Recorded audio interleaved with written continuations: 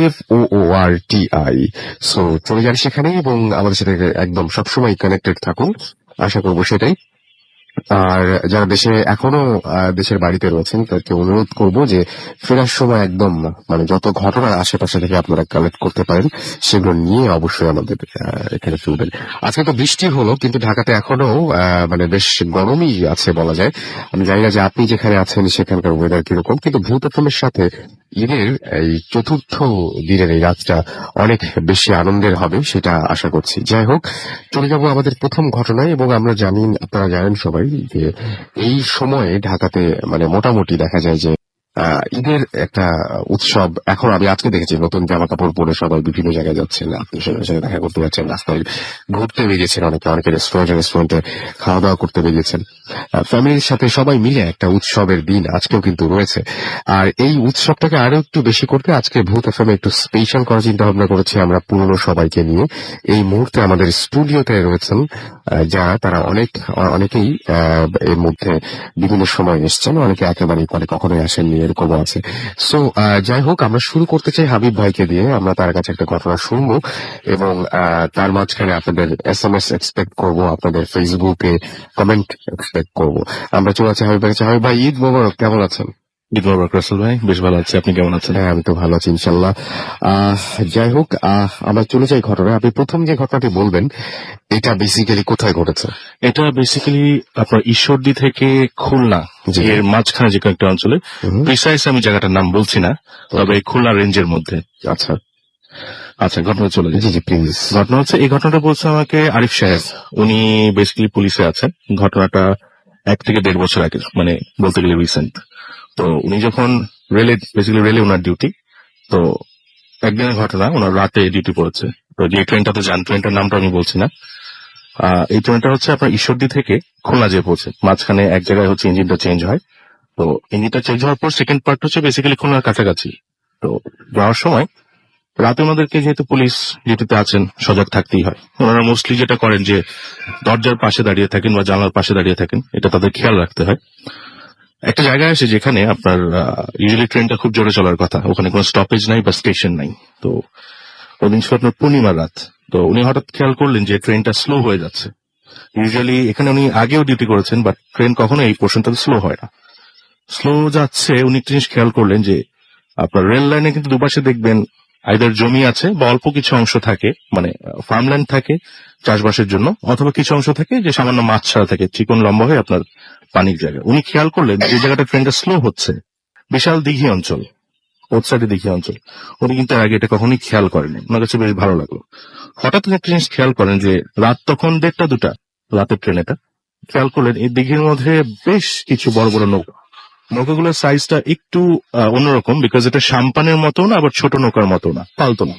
এবং মানুষ মাছ ধরছে, উনি খেয়াল করে দেখলেন মাছ ধরছে। যাই হোক, সিম্পল বিষয়, উনি এটা একদিন রাতে খেয়াল করলেন। এরপর তার বেশ কয়েকবার ডিউটি পড়েছে। সেকেন্ড দিনের ঘটনা, সেম জায়গায় সেম টাইমে উনি একদিন রাতে খেয়াল করেন যে সেম অবস্থায় দিঘিটা আছে, ওখানে মানুষ মাছ ধরছে। এবং সবচেয়ে মজার বিষয়, দিঘিটার মাঝখানে ছোট একটা আইল্যান্ডের মতো, এবং ওখানে একটা মসজিদ। দূর থেকে বোঝা যাচ্ছে ক্লিয়ার যে এটা একটা মসজিদ। এবং ওখান থেকে দুপাশে দুটো সাঁকো চলে গেছে, বাঁশের সাঁকো। প্রিভিয়াসলি কিন্তু এটা দেখেননি, আগেবার খেয়াল করে দেখেছিলেন। এবং মানুষ ওখানে আপনার সাঁকো পার হয়ে মসজিদের দিকে যাচ্ছে। ওই টাইমটা কিন্তু মানে আমাদের বেসিক্যালি নামাজের টাইম না, ফজর টাইমও না, উনি এটা শিওরলি খেয়াল করেন। আরেকটা জিনিস, ট্রেনটা যে থেমে যাচ্ছে, স্লোলি যাচ্ছে, উনি এটাও নোটিস করেন ফ্রন্ট সাইডের কিছু বগি থেকে কিছু লোক, মোটামুটি লম্বা সম্ভব, মানে নর্মাল হাইটের না, বেশ লম্বা কিছু লোক, ওরা নামছে, নেমে যাচ্ছে এবং ওই সাঁকোর দিকে চলে যাচ্ছে আর কি, এটা খেয়াল করেন। তো এই জিনিসটা তার মনে খুব সন্দেহ হয় জিনিসটা, বিকজ উনি ট্রেনের ইনচার্জে, একজন সাব ইন্সপেক্টর সবসময় ট্রেনের ইনচার্জে থাকে, ওনার জানা নেই বিষয়টা। বাকি সবাইকে জিজ্ঞেস করলে তো কেউ এটা কোনো উত্তর দিতে পারো না, বিকজ ট্রেন ওই সময় 80 কিলোর উপরে থাকার কথা, বাট যাচ্ছে 20-30 কিলো। এবং ওই জায়গাটা সেফ না, মানে গভর্নমেন্টের রুলস অনুযায়ী জায়গাটা সেফ না, সবসময় রানিং এর উপর থাকে, হাই স্পিডে থাকতে হবে। তো যা হোক, জিনিসটা তার খুব সন্দেহ হয়। তো উনি ব্যাক করে ওনার স্টেশনে ওনার ওসিকে জিজ্ঞেস করেন যে বিষয়টা কি। তো ওনার ওসি বলেন যে বিষয়টা ভেঙে বলা যাবে না, আপনি যেটুকু পারেন আপনি নিজেই জেনে নেন, আপনি উত্তরটা ভালো পাবেন আপনি খুঁজলে। তো উনি অনেক রিসার্চ করেন বা বিভিন্ন মানুষকে জিজ্ঞেস করেন, তো ওই প্রিসাইজ লোকেশনটাতে যান এক সময়, যে ওখানে লোকজনকে জিজ্ঞাসা করেন যে রাতের বেলা এরকম এরকম বিষয়টা উনি দেখেছেন। তো লোকজন বলে যে কোন পোর্শনটা, উনি বলেন এই পোর্শনটা। ওনারা বলেন যে এই মুহূর্তে দিনের বেলা আপনি যেটা দেখতে পাবেন এই পোর্শনটা তো হচ্ছে আখের ক্ষেত অথবা ধানের ক্ষেত বা পাটের ক্ষেত, মানে ইউজুয়ালি এটা ফার্মল্যান্ড আর কি। বিশেষ কিছু রাতে, যেমন পূর্ণিমা রাতে মোস্টলি, ওখানে হচ্ছে আপনি দেখতে পাবেন এরকম একটা ঝিল আছে, এখানে মানুষ মাছ ধরছে এবং একটা মসজিদ আছে, মানুষ নামাজ পড়তে যাচ্ছে। বেসিক্যালি ওখানে বহুকাল আগে, মানে 1950s এর আগে ওখানে আপনার মসজিদ ছিল একটা, এবং বেশ নাম করে প্রসিদ্ধ একটা মসজিদই ছিল। ওখানে শুধু মানুষই না, জিনরাও নামাজ পড়তে যেত, খুব লাইভলি ছিল। তো ডিউরিং 71, মানে আস্তে আস্তে আস্তে আস্তে জায়গাটা যখন পুরোপুরি ম্যাচিউর, খুব ফেমাস, 71 এর দিকে জায়গাটা ভেঙে ফেলা হয়, এবং এমনভাবে ভেঙে ফেলা হয় যে এখন ওটা একেবারে নিশ্চিহ্ন, কিছু নাই। এবং 71 এর পরে বাংলাদেশ সরকার রিক্লেম করার পর ওটা প্রাইভেট প্রপার্টি হয়ে যায়, লিজ দেওয়া হয়। বাট এখনো রাতের বেলা বিভিন্ন রাতে দেখা যায় যে ওখানে মানুষ যাচ্ছে নামাজ পড়তে যাচ্ছে। জি। ওকে, সো খুবই অদ্ভুত একটা ঘটনা, এবং আমরা মানে এরকম অনেক আজব ঘটনা আমাদের চারপাশে ছড়িয়ে ছিটিয়ে রয়েছে। আমরা দেখতে পাচ্ছি আমাদেরকে মোহাম্মদুল্লাহ SMS করেছেন, এবং তিনি একটা ঘটনা পাঠাতে চান যেটা সত্যি, এবং তিনি বলছেন যে কোন ভাষায় পাঠাবো। আপনার যে ভাষায় সুবিধা আপনি সেই ভাষায় পাঠাবেন, তবে যদি আপনি চান যে আপনার ঘটনাটা পড়ে শোনাই, তাহলে অবশ্যই বাংলায় পাঠালে আমাদের বেশি সুবিধা, তাহলে আমাদের ট্রান্সলেট করতে হয় না, এবং আপনাদের ঘটনাটা আমরা সরাসরি শোনাতে পারি। রাজীব আমাদের লিখেছেন ফরিদাবাদ থেকে। এছাড়া আমাদেরকে চেরি খুলনা থেকে SMS করেছেন, এবং তিনি বলছেন যে ফার্স্ট স্টোরিটা অনেক কুল। আমাদেরকে রিফাত SMS করেছেন, এবং SMS করেছেন আমাদেরকে গোলাম রাব্বি। এছাড়া নওয়াফ আমাদের SMS করেছেন, নওয়াফ সাদমান। আমাদেরকে পিয়াসা SMS করেছেন মুন্সিগঞ্জ থেকে, এবং ভূত FM তিনি অনেক পছন্দ করেন সেটা জানিয়েছেন। আমাদেরকে শামীম SMS করেছেন, প্রথম ঘটনা তার কাছে শোনার পরে মনে হয়েছে যে আমার রুমে কোনো ভয়ঙ্কর অ্যাক্টিভিটি হচ্ছে, এরকম টাইপের একটা কিছু মনে হচ্ছে তার। তানজির আমাদের SMS করেছেন। আরিফুল ইসলাম আমাদের সিরাজগঞ্জ থেকে SMS করেছেন, তিনি নতুন আমাদের সাথে জয়েন করেছেন। এছাড়াও হিমেল পান্ডে আমাদের সাথে জয়েন করেছেন। প্রমা ময়মনসিং থেকে আমাদের জয়েন করেছেন। এছাড়াও শুভ আমাদের সাথে জয়েন করেছেন আমাদের সাথে বাবু খুলনা থেকে। এছাড়াও আমাদের সাথে শামীম জয়েন করেছেন। এছাড়াও ইয়াসফিন আমাদের সাথে জয়েন করেছেন, এবং এছাড়া জয়েন করেছেন আরো অনেকেই। আর এইদিকে ফেসবুকেও দেখতে পাচ্ছি মোহাম্মদ আব্দুল্লাহ মহসিন আমাদের এখানে কমেন্ট করেছেন আমাদের এখানে সুরঞ্জিত কুমার, এবং আব্দুল্লাহ মহসিন তার যে কমেন্টটি রয়েছে সেটা পড়তে বলেছেন, এবং কমেন্ট না পড়লে তিনি আমাকে মানে বিশাল ভয় দেখাবেন সেই বিষয়টি তিনি উল্লেখ করেছেন এখানে। এছাড়া আমাদের সাথে এখানে রয়েছেন মিরন আখতার, লিখেছেন অসম আমাদেরকে। এছাড়াও জয় রহমান পাভেল ঈদ মোবারক জানিয়েছেন ঈদ মোবারক। এছাড়াও মোহাম্মদ হুসাইন, মোহাম্মদ আমিন, এছাড়াও ফাহিম আমাদের আমাদের এখানে কমেন্ট করেছেন। এছাড়াও কমেন্ট করেছেন আমাদের এখানে মোহাম্মদ জাকারিয়া সহ আরো অনেকে। আপনি যদি কমেন্ট করতে চান তাহলে চলে যান www.facebook.com/radiofurti। এছাড়াও আপনি আমাদেরকে SMS করতে পারেন। আমাদের SMS করার নিয়মটি হচ্ছে মোবাইলের মেসেজ অপশনে টাইপ করতে হবে ফুর্তি, FORT, ফুর্তি স্পেস দিয়ে লিখতে হবে আপনার নাম, স্পেস দিয়ে আপনার মেসেজ পাঠিয়ে দিতে হবে 9840 নম্বরে। ইসমাইল রাজবাড়ি থেকে আমাদের SMS করছে, আরো অনেকে SMS করছেন। আমরা SMS আবার ফিরে আসবো। আপাতত আমরা নেক্সট ঘটনায় যাই। এই মুহূর্তে আমাদের সঙ্গে এখানে উপস্থিত রয়েছেন বাবু ভাই। আমি বলছিলাম যে আজকের এপিসোডটি একটি অন্যরকম করার আমাদের ইচ্ছা রয়েছে, সো আমরা একটা স্পেশাল একটা ঘটনা শুনবো তার কাছ থেকে, একটু বড় সড়ো একটা ঘটনা শুনতে চাই, এবং আপনারাও আশা করবো আমাদের সাথে রয়েছেন। বাবু ভাই, ঈদ মোবারক আপনাকে। রাসেল ভাই, ভালো আছেন তো? জি জি, ভালো আছি ইনশাল্লাহ। চলে যাই আপনার ঘটনায়। আচ্ছা, এই ঘটনা আমাকে বলেছে পুনম। ঘটনা বলেছে এটা ওর নিজের লাইফের ঘটনা। তো ঘটনা শুরু করি রাসেল ভাই। ঘটনা হচ্ছে আজ থেকে প্রায় 7-8 বছর আগে পুনমের এক চাচি মারা যায় আর কি, হসপিটালে। তো টাইমটা ছিল রাতে। ওর খুব ক্লোজ চাচি, ছোটকাল থেকে ওনার কাছে মানুষ হয়েছে, মানে ওর সাথেই থাকতো আর কি। তো যেটা হয়, রাতের বেলা হসপিটালে বসেছিল ওয়েটিং রুমে। তো এর আগে তার চাচিটা বেশ অসুস্থ ছিল, তো ওই সময়টাতে দেখা যাচ্ছে যে কিছুটা মানে অসুস্থতাটা বেড়ে যায় আর কি। তো হাসপাতাল নিয়ে যাওয়া হয়, এবং অনেকক্ষণ মানে মানে দেখা যাচ্ছে ডাক্তার কিছুক্ষণ তাকে ট্রিটমেন্ট দিয়ে একটু স্টেবল করার পর তাকে আপনার ওই ওখানে আর কি আপনার একটু নর্মাল করে রেখে দেয় আর কি। তো বলে যে এখন উনি আউট অফ রেঞ্জার, আপনারা বাইরে বসতে পারেন। তো যেটা পরে পুনম ওরা মানে বাইরে চলে আসে, এবং এক পর্যায়ে ওর সাথে যারা ছিল আত্মীয় স্বজন তারা বলে যে আমরা মানে চলে যাই, তুমি পরে আমরা আসবো, তুমি থাকো রাতে ওনার সাথে। তো ও রাতে ওই চাচির সাথে থাকে। তো একটা সময় বাইরে বসে থাকে, অনেকক্ষণ ঝুমোতে থাকে। টিভি দেখে, এবং তো একটা সময় ও রুমে ঢোকে আর কি রাতের বেলা চাচিকে চেক করার জন্য কি অবস্থা। তো ওই এসে ঢুকে আপনার ক্যাবিনের মধ্যে ঢুকে ও যেটা দেখে যে ঘরটা অন্ধকার, আপনার আলো খুব একটা নাই, মানে রুমের লাইট নেভানো, বারান্দা যে হালকা আলো আসছে সেটা আপনার ঘরের মধ্যে ঢুকছে, এবং ঠিক জানালার নিচে একটা সোফা, পাখি যে সোফাটা রাখা, সে সোফার মধ্যে কেউ একজন বসে আছে কাঠি বিছানায়।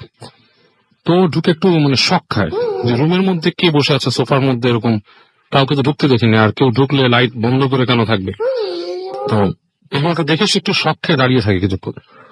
তো দাঁড়িয়ে থাকা অবস্থাতে হঠাৎ করে ওই সোফার মধ্যে যে বসেছিল সে উঠে দাঁড়ায়, উঠে দাঁড়ায় একটু হাঁটতে থাকে, এবং তারপরে ও সেন্সলেস হয়ে যায়। ওর আর কিছুই মনে থাকে না যে ও হঠাৎ করে কি হলো, সেন্সলেস হয়ে যায়। তো যখন ওর হুঁশ ফিরে তখন দেখা যাচ্ছে যে সে একটা ইসে শুয়ে আছে, আপনার একটা বেডে শুয়ে আছে, এবং তার ফ্যামিলি মেম্বার সবাই আশেপাশে তাকে জিজ্ঞেস করছে যে কি ছিল, তুমি হঠাৎ করে তুমি কি ফেইন্ট হয়ে গেলা এসেই, চাচি তো মারা গেছে রাতে, মানে তোমার চাচি মারা গেছে। তো ও শুনে আরো ওইটা আপনার শক হয়ে যায়, খুব শক হয়ে যায় সে আপনার মানে প্রায় মানে তার অবস্থাটা যেটা হয় যে মানে যেটাকে বলে ট্রমাটিক অ্যারেস্ট, যেটা মানে ট্রমা অ্যারেস্ট, সেটা মানে খুবই অসুস্থ হয়ে যায়, এবং তার মানে অবস্থাটার রিয়াকশনটা খুব খারাপ, যেটা হচ্ছে যে সে স্বাভাবিক পর্যায়ে আর আসতে পারতেছিল না। তো যাক, এরকম করে রাতের বেলা যা হবার হয়, এবং পরবর্তী দিন সে যখন বাসায় যায়, তাকে বাসা নিয়ে যাওয়া হয়, সে তার রুমের মধ্যে শুয়ে আছে, হঠাৎ করে তাকে মনে হয় যে ওই সেম তার রুমের সোফার মধ্যে কে একজন বসে আছে, ওই যেরকম একটা শেপ অবয়ব। তো সেটা দেখে সে চিৎকার করে ওঠে, বাসার মানুষজন আসে, এবং তখন এরপরের ঘটনাটুকু সে শুনেছে তার আরেক রিলেটিভের কাছে, কারণ এরপরে সে স্বাভাবিক মানে বোধ জ্ঞান এসে ছিল না। সেই যেটা শুনে তার আত্মীয়ের কাছে যে ওই চিৎকার করার পর আত্মীয় স্বজন যখন ছুটে আসে, তখন তাকে এসে দেখে, সবাই এসে দেখে যে সে ছটফট করছে, এবং তার শরীর পুরো শক্ত হয়ে গেছে, পা টান টান হয়ে গেছে, এরকম একটা অবস্থা। বাসার সবাই তাকে নর্মাল করার চেষ্টা করে যে কি হয়েছে, কোনো সে কোনো কথাই বলতে পারে না। এরপর এরকম অবস্থা চলে, ডাক্তার ডাকা হয়, ডাক্তার আসে, এসে বলে যে মানে সে কন্টিনিউসলি ছটফট করছে, এবং তাকে নর্মালি খাবার দাবার দেওয়ার মতো অবস্থাও নাই। তো ডাক্তার তাকে বলে আপনারা তাকে স্পেশাল ট্রিটমেন্টে নিয়ে যান, হসপিটালে ভর্তি করেন, এবং সেখানে আপনি তাকে রাখেন, কারণ আপনার বাসায় তাকে কন্ট্রোল করতে আপনার সে পাগলামি করছে। বলছে যে ডাক্তার বলতেছে যে সম্ভবত তার মেন্টালি কোনো সমস্যা হয়েছে, তার চাচি মারা যাওয়াতে সে কোনো ট্রমা অ্যাটাক হয়েছে। তো যাকে ওকে নিয়ে যাওয়া হয়, এবং সাধারণ হাসপাতালে কিন্তু এই ধরনের রোগী রাখে না। যেটাতে নিয়ে যায় সেটা হচ্ছে আপনার একটু মানে এই যারা নাকি আপনার মাদকাসক্ত বা এই ধরনের যারা হয় তাদের কাছে নিয়ে যায়, ওই ধরনের হাসপাতালে, মানে একটু মানে যার সরাসরি মেন্টাল হসপিটালও না, আবার আপনার এই যে রিহ্যাব টাইপের একটা হাসপাতালে, মানে যেটা নাকি খুব অবস্থা সম্পন্ন পরিবার নাই, যেটা নাকি আপনার খুব মানে না মানে কমন হসপিটাল গুলো না, ভালো একটা হসপিটালে, বাট তাদের এই ফ্যাসিলিটিস গুলো আছে, ওখানে ওকে নিয়ে যায়, কারণ তাকে খাওয়ানোর জন্য এই করার জন্য এই ধরনের হেল্প দরকার। এবং ডাক্তার নাকি তাকে কিছু হ্যালুসিনেটিং ড্রাগস দিয়ে তাকে নর্মাল করার চেষ্টা করে আস্তে আস্তে।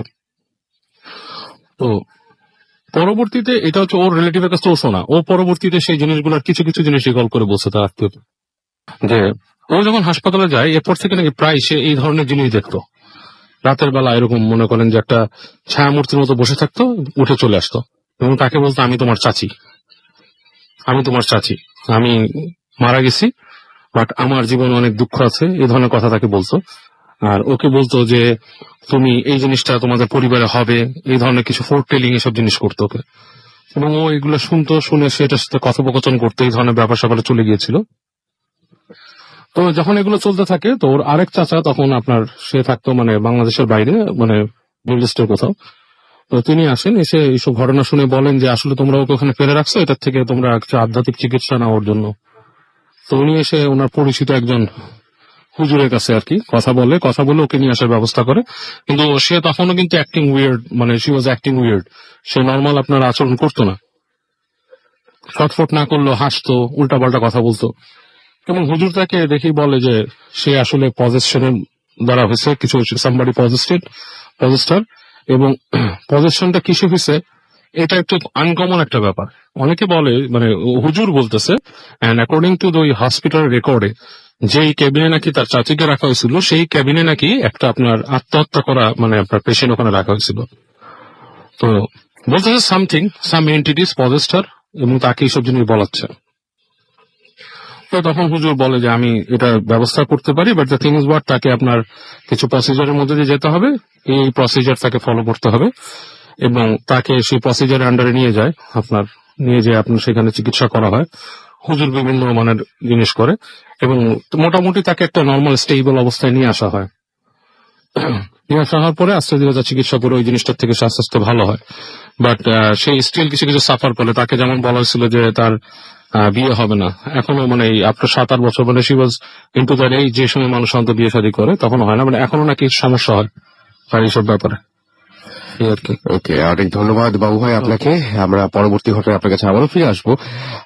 আমি দেখতে পাচ্ছি রিপন খান আমাদের এসএমএস করেছেন সিলেট থেকে, এবং আমাদেরকে জাহাঙ্গীর ময়মনসিংহ থেকে এসএমএস করেছেন, এবং তিনি তার ওয়াইফ দুজন একসাথে শুনছেন। আমাদেরকে জিনিয়াস খুলনা থেকে এসএমএস করেছেন, শুনতে তার খুব ভালো লাগছে। মেহেদি আমাদের এসএমএস করেছেন বাসাবো থেকে। এছাড়াও জিসান মাহমুদ আমাদের এসএমএস করেছেন, লিখেছেন আই লাভ ভূত এফএম।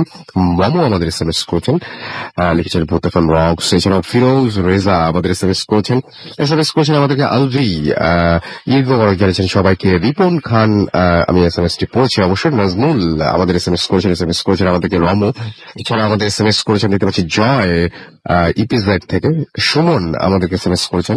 এছাড়াও সাজ্জাদ আমাদের এসএমএস করেছেন ঢাকা থেকে। আমির হুসাইন আমাদের এসএমএস করেছেন, এবং তিনি প্রথমবারের মতো ভূত এফএম শুনছেন আজকে। যারা প্রথমবারের মতো শুনছেন তাদের জন্য অনেক অনেক শুভকামনা থাকলো, এবং আশা করছি যে আপনাদের ভালো লাগবে। আরো একবার জানিয়ে দিয়ে আমাদেরকে এসএমএস করতে চাইলে মোবাইলের মেসেজ অপশনে গিয়ে টাইপ করুন ফুর্তি FORTI ফুর্তি, স্পেস দিয়ে লিখুন আপনার নাম, স্পেস দিয়ে আপনার মেসেজ পাঠিয়ে দিন 9840 নাম্বার। যারা আমাদের ইমেইল করতে চান, আমাদের ইমেল অ্যাড্রেস হচ্ছে bhutfm@radiofurti.fm, which is BHWTFM@RADIOFORTI.FM। নাম, ঠিকানা এবং ফোন নাম্বার সহ আপনার জীবনে ঘটে যাওয়া সেরা ঘটনাটি পাঠিয়ে দিন আমাদের কাছে। যারা ফেসবুকে কমেন্ট করতে চান তারা চলে যান www.facebook.com/radiofurti। আমরা আরো ঘটনা শুনবো, তবে তার আগে একটা ছোট্ট বিরতিতে যাব এবং তারপর আবারও ফিরে আসবো। ইন দ্য মেন টাইম আমাদের এসএমএস করতে থাকুন এবং ফেসবুকে অবশ্যই আমাদের কমেন্ট করতে ভুলবেন না। ফিরে আসছি একটু পরে। স্টে টিউনড রেডিও ফুর্তি এন্ড ডোন্ট স্টপ দ্য ফুর্তি। নাটোর অঞ্চল আমি বলে দিচ্ছি। তো প্রতি এরিয়াতেই কিন্তু কিছু প্রত্যন্ত অঞ্চল থাকে আর কি। So, ওখানেও একটু ব্যাকডেটেড এরিয়া আর কি, গ্রাম অঞ্চলের ঘটনাটা। এটা হচ্ছে ঘটনাটা কথা আজ থেকে 6 থেকে 7 বছর আগে। বিষয়টা হচ্ছে এরকম, ওই গ্রামে একটা প্রবলেম শুরু হয়। প্রবলেমটা হচ্ছে এরকম যে নতুন করে লাশ কবর দিলে লাশটা হচ্ছে আপনার 2-3 দিনের মাথায় কবরের বাইরে পাওয়া যেত, এবং একটু বিকৃত অবস্থায়। কিছু খেয়ে গেছে বা কিছু এরকম কিন্তু না, একটা ভ্যান্ডালিজম, কেউ আর কি লাশটার ক্ষতি করে গেছে এরকম কাটাছেড়া অবস্থায়। তো প্রথমে এলাকার লোকজন ভাবে যে এটা হয়তো বা আধ্যাত্মিক কিছু বা জিন রিলেটেড, ওর মানে নর্মাল কিছু না। তো তারা অনেকভাবে চেষ্টা করে এটা বোঝার জানার, কিন্তু তারা কোনো সলিউশন পাচ্ছিল না। ইভেন এলাকার হুজুরও কিছু বলতে পারে না এই বিষয়টাতে। পরবর্তীতে তারা এটা পুলিশের শরণাপন্ন হন আর কি। তো পুলিশের শরণাপন্ন হওয়ার পরে পুলিশ যেটা করে যে রাতে ওয়াচপোস্ট বসে আর কি। যেহেতু গ্রামের অঞ্চলের থানা, সো 2-1 লোক আর কি পাহারা দিত। এরকম বহুদিন পাহারা দেওয়া হয়। পাহারা দেওয়ার পরে তারা দেখে যে না, আর ঘটছে না জিনিসটা, সো তার হাল ছেড়ে দেয়। পরবর্তীতে আবার সমস্যাটা শুরু হলে এবার আর কি পুলিশ ডিটারমাইন্ড যে ধরতেই হবে, নাহলে তাদের তো আর কি রেপুটেশনের বিষয় হয়ে যাচ্ছে। তারা প্রথম যেটা লক্ষ্য করে যে রাতে মানে আপনার ফজরের আগে আগে কিছু একটা মানুষের মতো সে আসছে, এসে কবর খোঁড়ার চেষ্টা করছে। তো তারা প্রথম দিনটাকে ধরতে যায়, ধরতে পারে না, সামহাও হাত থেকে বেরিয়ে যায়। আবার 2-3 দিন কোনো খবর নেই, আবার সেকেন্ড টাইম জিনিসটা চেষ্টা করে। এবার পুলিশ যখন ধরতে যায় জিনিসটাকে, মানুষের মতোই আর কি ধরেও ফেলে প্রায়, বাট হাত ফসকে বেরিয়ে যায়। তারা যেটা বলে তাদের ভাষ্য অনুযায়ী যে জিনিসটার শরীরটা পিচ্ছিল, মানুষের মতোই বডি স্ট্রাকচার, শরীরটা পিচ্ছিল এবং লোমশ। তো সেকেন্ড টাইম বের হয়ে গেল, এখন তো তারা বুঝে গেছে যে আবার আসবে। সো থার্ড টাইম তারা আবার ট্রাই করে। থার্ড টাইম ট্রাই করার পরে থার্ড টাইম যেটা করে যে তারা একটু সনাতন পদ্ধতি ইউজ করে। তারা অনেকটা শিওর ছিল না যেটা মানুষ নাকি সুপার ন্যাচারাল কিছু। তারা যেটা করে তারা জাল ইউজ করে, কারণ গ্রামে বলা হয় যে জাল দিয়ে অনেক কিছু করা যায়, জালের বুননের কারণে অনেক কিছু ধরা যায় আর কি। তারা জাল ইউজ করে। তো লোকটা যখন আসে আবার করার চেষ্টা করে, এবার জাল দিয়ে মানুষটাকে আটকানো হয় আর কি। তো আটকানোর পর জিনিসটাকে থানায় নিয়ে যাওয়া হয়। নিয়ে যাওয়ার পর দেখা যায় যে এটা একটা লোক, একটা মানুষ আর কি, বৃদ্ধ বয়স্ক মানুষ। সে কথাবার্তা কিছুই বলতে পারে না, 50-60 এরকম বয়স হবে। কথাবার্তা বলতে পারে না, কথা বলতে পারে না, মানে হিউম্যান মানে মানুষ, বাট সে কথা বলতে জানে না, মানে পাগল, কোনো মানে ওয়ার্ডই সে উচ্চারণ করে না, কিছুই বলতে পারে না, এবং উদ্ভ্রান্ত অবস্থা, সে মানুষ চিনে এরকম একটা ভাব, মানে সে কিছু একটা ঘোরের মধ্যে আছে।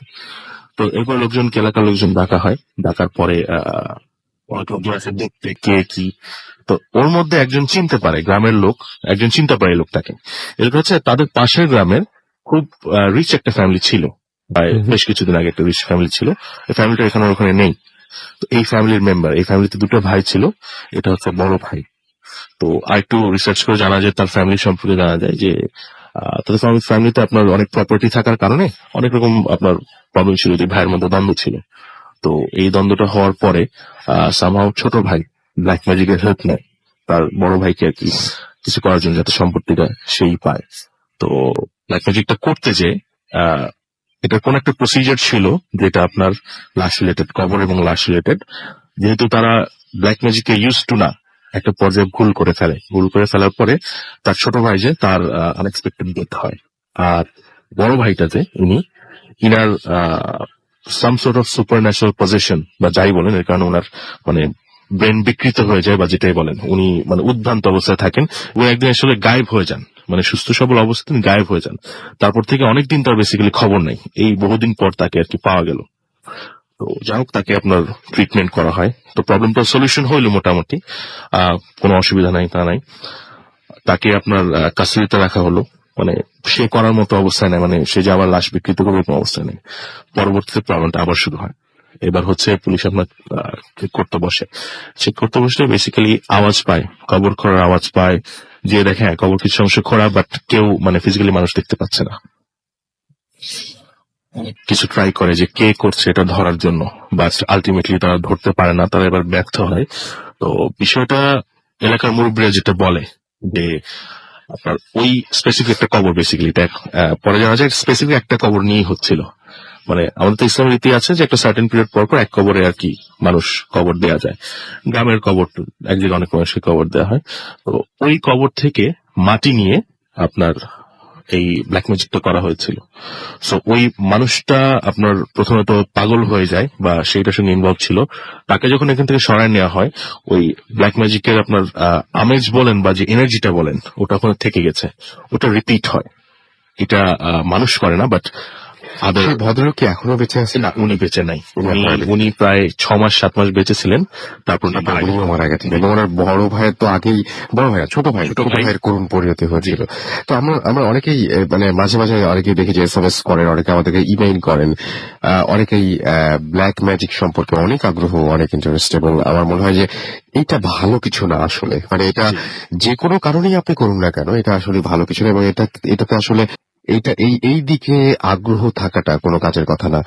এবং আমার মনে হয় যে এই কাজটা পরিহার করাই ভালো। এবং এই সমস্ত ব্যাপার আপনি যদি কোনো এই ব্যাপারগুলো নিয়ে এক্সপেরিমেন্টও করতে চান, তাহলে সেখানেও মনে হয় আপনাকে আমরা নিরুৎসাহিত করবোই। এবং আপনি যদি আপনার পরিচিত কেউ থাকে এবং এই সমস্ত ব্যাপারে ইনভলভ হতে চান, তাকেও সম্ভবত নিরুৎসাহিত করাই উচিত আমাদের মনে হয়, তাই না? সেটাই। যাই হোক, আমরা আবারও ঘটনায় যাব, তার কিছু এসএমএস পড়ি। আমাদেরকে দেবজ্যোতি এসএমএস করেছেন এবং তিনি ভূত এফএম ইজ দ্য বেস্ট। আমাদেরকে আলভি এসএমএস করেছেন এখানে, এবং তারা 12 জন মিলে সমুদ্রের পাড়ে বসে ভূত এফএম শুনছেন। আমাদেরকে নিরঞ্জন এসএমএস করেছেন, আলমগীর আমাদের এসএমএস করেছেন এবং তিনি বলেছেন যে ঘটনাটা তিনি অনেক এনজয় করেছেন। আমাদেরকে সমীরন এসএমএস করেছেন, সমীরন সাদ্দাম ময়মনসিংহ থেকে, জানিয়েছেন সবাইকে ঈদ মোবারক। জাহির আমাদেরকে এসএমএস করেছেন এবং তিনি বলেছেন ভূত এফএম খুঁজে পান না তিনি ফেসবুকে। আমাদের যে পোস্টটি রয়েছে সেটির জন্য আপনাকে যেতে হবে, আপনাকে চলে যেতে হবে, টাইপ করুন www.facebook.com/radiofuর্তি, তাহলে আপনি পেয়ে যাবেন। আমাদেরকে রাজ্জাক তেজগাঁও থেকে এসএমএস করেছেন, এছাড়া এসএমএস করেছেন আমাদেরকে দিয়ান, আমাদেরকে সৌরভ এসএমএস করে লিখেছেন নাইস স্টোরি, আমাদেরকে রোহান এসএমএস করে বাবু ভাইকে ঈদ মোবারক জানিয়েছেন, আমাদেরকে বাবু যশোর থেকে লিখেছেন নাইস। এছাড়াও SH আবরার আমাদের এসএমএস করেছেন এবং আমাদেরকে তার সঙ্গে রয়েছেন আরিফিন, অপু, রঞ্জিত, রাজু। আমাদেরকে এছাড়াও black shadow boys Mirbagh Moghbazar থেকে এসএমএস করেছেন, আমাদেরকে সাইফুল ডেমরা থেকে এসএমএস করেছেন আমাদেরকে লুবানা। এছাড়াও অভিমানী সুমন আমাদের এসএমএস করেছেন, তানহা এসএমএস করেছেন, আরো অনেকে এসএমএস করেছেন। আপনি যদি এসএমএস করতে চান তাহলে মোবাইলের মেসেজ থেকে টাইপ করুন ফুর্তি, FORTI ফুর্তি, স্পেস দিয়ে লিখুন আপনার নাম, স্পেস দিয়ে আপনার মেসেজ পাঠিয়ে দিন 9840 নম্বরে। আমাদেরকে এছাড়াও এস এম এস করেছেন আরো অনেকে। ডি আর জেড আরফিন আমাদের লিখেছেন the night comes live with গ্রামীণ ফোন আমাদেরকে এছাড়াও লিখেছেন, এবং তিনি আরো ভয়ের ঘটনা শুনতে চান লিখেছেন এম জি নোমান মাহি। আমাদেরকে শুভজিৎ লিখেছেন ফেসবুকে, একটু ফেসবুকের কমেন্ট পড়ছি, ঈদ মোবারক। আমাদেরকে এছাড়াও ডিস্ট্রয়েড দীপ্ত লিখেছেন ঈদ মোবারক। আমাদের এখানে এছাড়াও আরো অনেকে খান আমাদের এস এম এস করেছেন, এবং তিনি এস এম এস না লিখেছেন এখানে, এবং তিনি গৌরীপুর থেকে আমাদের এখানে কমেন্ট করেছেন। এছাড়াও আমাদেরকে আরো অনেকে কমেন্ট করছেন। আপনি যদি কমেন্ট করতে চান তাহলে চলে যান www.facebook.com/radiofurti। আর আপনি যদি আমাদেরকে এস এম এস করতে চান মোবাইলের মেসেজ আপনাকে টাইপ করুন ফুর্তি, FORTI ফুর্তি, স্পেস দিয়ে লিখুন আপনার নাম, স্পেস দিয়ে আপনার মেসেজ পাঠিয়ে দিন 9840 নম্বরে। যদি আমাদের ইমেল করে ঘটনা পাঠাতে চান তাহলে চলে যান boothfm@radiofurti.fm, এই অ্যাড্রেসটি আপনাকে মনে রাখতে হবে অবশ্যই। এবং এখানে আপনি নাম, ঠিকানা এবং ফোন নাম্বার সহ আপনার ঘটনা পাঠিয়ে দিন। সেটি আপনার জানা হয়ে থাকলেও ভালো, যে সেটি যদি আপনার জীবনে ঘটে থাকে তাহলে আরো ভালো। সেটি যদি আপনার মানে আপনি যদি দেশের বাইরে থাকেন, আপনি যদি রেকর্ড করে পাঠান তাহলে খুব ভালো হয়। এবং আপনার ঘটনাটি শুরুতে অবশ্যই একটু প্লিজ উল্লেখ করবেন যে আপনি ঘটনাটিকে স্টুডিওতে এসে শেয়ার করতে চান, নাকি আপনি চান যে আপনার ঘটনাটা আমরা পড়ে শোনাই। আমরা চলে যাব আমাদের পরবর্তী ঘটনায়। আমাদের সঙ্গে রয়েছেন এই মুহূর্তে আবারও বাবু ভাই, তার সেকেন্ড স্টোরিটা আমরা শুনে আসবো। আমাদের সাথে থাকুন। বাবু ভাই, আবারও ফিরে আছি আপনার কাছে। কেমন আছেন আপনি? ভালো আছে রাসেল ভাই। অলরাইট, আমরা চলে যাই ঘটনায়। আচ্ছা রাসেল ভাই, এই কাহিনীটা আমাকে বলছে খসরু ভাই নামে একজন। হ্যাঁ, আর বেশ আগের কাহিনীটা, মানে আজ থেকে হয়তো 20-22 বছর আগের ঘটনা আর কি। তো খসরু ভাই উনি থাকতেন হচ্ছে মিরপুরের একটা জায়গায়। আচ্ছা, তো ওখানে উনি নতুনই উঠেছিলেন, মানে বেশ বেশ মানে নতুন উনি ওখানে উঠেন। তো ওরা রাত করে উনি যেখানে যেতেন আপনার প্রাইভেট টিউশনই করাতেন আর কি, ফিরতে ফিরতে রাত হয়ে যেত বাড়িতে। তো excuse me। তো একদিন উনি এরকম রাতে গেছেন, তখন হচ্ছে আপনার ডিপ্রেশন হয়েছিল, মানে কোন একটা কারণে আপনার এই নিম্নচাপ হয়েছিল খুব, মানে আপনার বৃষ্টি এবং মেঘ করা আকাশে, খুব খারাপ অবস্থা আর কি। এই অবস্থায় খসরু ভাই আপনার ওনার টিউশনিতে যাবেন কিনা ভাবছিলেন, বাট ওনাকে ওনার যে বাসা উনি উঠেছিলেন ওই বাসা ওনার এক মানে আত্মীয়ের বাসা। তো তিনি বলেন যে তুমি যে যাচ্ছ বাইরে তুমি কিন্তু সাবধান, কারণ বৃষ্টি হচ্ছে গত 24 ঘন্টা, রাস্তাঘাট ডুবে গেছে, এখানে কিন্তু ডুবে গেছে, এই রাস্তা দিয়ে আসতে গেলে রাস্তায় তুমি পড়ে যেতে পারো বা পানিতে ডুবে যেতে পারো, সামথিং, বেশ পানি জমছে, কোমর পর্যন্ত পানি প্রায়। তো উনি বলেন আচ্ছা ঠিক আছে, তারপরও দেখি। তো ওনার যেতে হবে, বিকজ যেখানে টিউশনি করাতেন ওনারা মানে বেশ তখনকার সময় খুব টাইট স্কেজুল থাকতো আর কি। টিচার যদি হাউস টিউটর আপনার টিউশনি বাদ দিলে সমস্যা করতো, বেতন নিতে চাইতো না এসে। তো যাক উনি যান আর কি, বিকালবেলা উনি বের হয়ে উনি যান। তো যাওয়ার সময় উনি প্রায় কোমর পর্যন্ত পানি দেখেন, এবং উনি ওই যে আপনার ভিজেটি যে একাকার হয়ে তারপর যান। তো উনি টিউশনি শেষ করে ওই সময় ওখানে পড়াচ্ছেন, তখনই অনেক বৃষ্টি হয়েছে, এবং পড়ানো শেষ করা পর্যন্ত বেশ রাত হয়ে গেল, 10টা 10:30 বেজে গেছে। মানে উনি এবং ওই বৃষ্টির জন্য ওয়েট করে আর বেরোতে পারেনি। তো বেশ গভীর রাত্রে উনি বের হয়েছে, এবং উনি এসে দেখে ওই যে মিরপুরে ওখানে বাস থেকে নামে। নেমে উনি যেখান থেকে যায় ওই জায়গাটার পাশে আপনার মাছের বাজার আর কি, মানে যেখান থেকে যায় আর কি। এই রাস্তাটা উনি পিক করছে, কারণ যে রাস্তাতে আসছে সে রাস্তাতে উনি ডুবে গেছিল। অল্টারনেটিভ একটা রোড, ডিটর রোড দিয়ে উনি ধরছে। তো ওখানে বাজার এবং মাছের বাজার, বেশ শুটকি টুটকি বিক্রি করতো আর কি। বেশ নোংরা একটা অবস্থা। ওই জায়গাটা একটু একটু উঁচু আছে আর কি, ধরেন মানে আপনার হাঁটুর নিচে পানি যেতে পারবে। তো উনি এখন ওরকম যাচ্ছে, তো উনি হেঁটে হেঁটে যাচ্ছে ওই পানি দিয়ে, এবং অন্ধকার, আপনার কোনো আলো নাই রাস্তার মধ্যে, খুব খারাপ অবস্থা, লাইট ধরেন দূরে ফিউজ, খুব অল্প আলো। তো যাওয়ার পর ওই বাজারের কাছে যখন আসছে তখন ওনার শরীরটা কেমন জানি একটা আপনার মানে ভার হয়ে গেছে কেমন জানি। এই সময় উনি দেখে যে একটা বুড়ি আর একটা কুকুর বসা, মানে কুকুরটা আপনার বসে আছে, কুকুরটার রং হচ্ছে আপনার বেশ কালো টাইপের, এবং সাথে একটা বুড়ি ডাক অন্ধকারে। বুড়ি বুঝছে কারণ বসার ভঙ্গিতে আর কি, যেভাবে বসে আছে দেখে মনে হচ্ছে একটা বুড়া মানুষ। তো উনি ভাবতেছে হয়তো ওই যাওয়ার জায়গা নেই, ওখানে বসে আছে।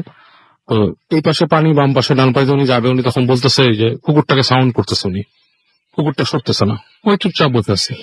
বুড়িটার সাথেও উনি যখন তাকাইছে উনি মানে ও বলতেছে এই যে সরেন এখান থেকে, কি সেই যাবো এখান থেকে।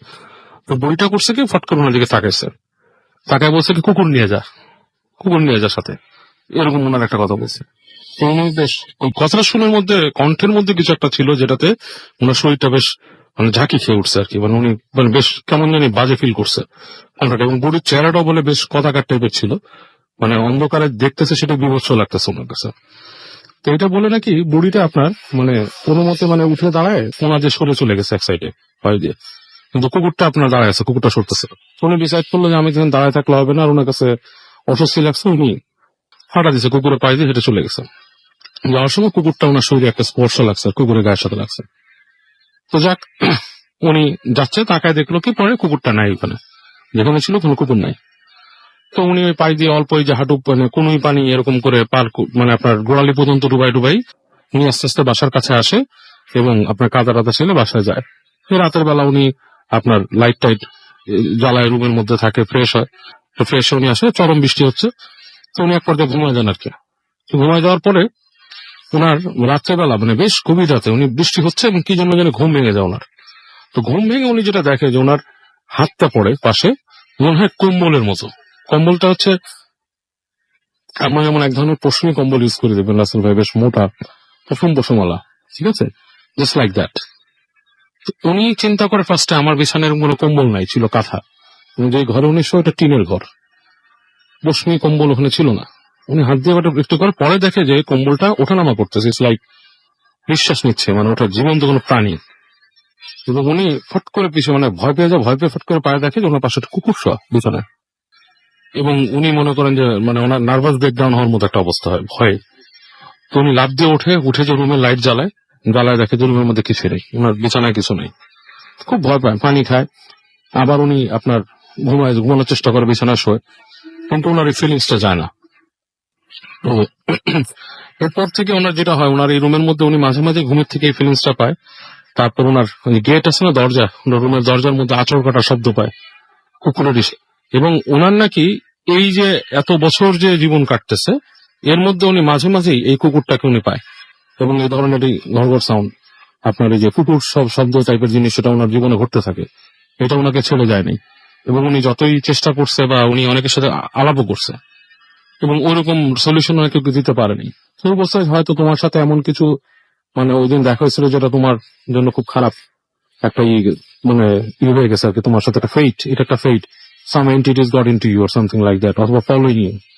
এবং এই জিনিসটা উনি এখনো নিয়ে বেড়াচ্ছে।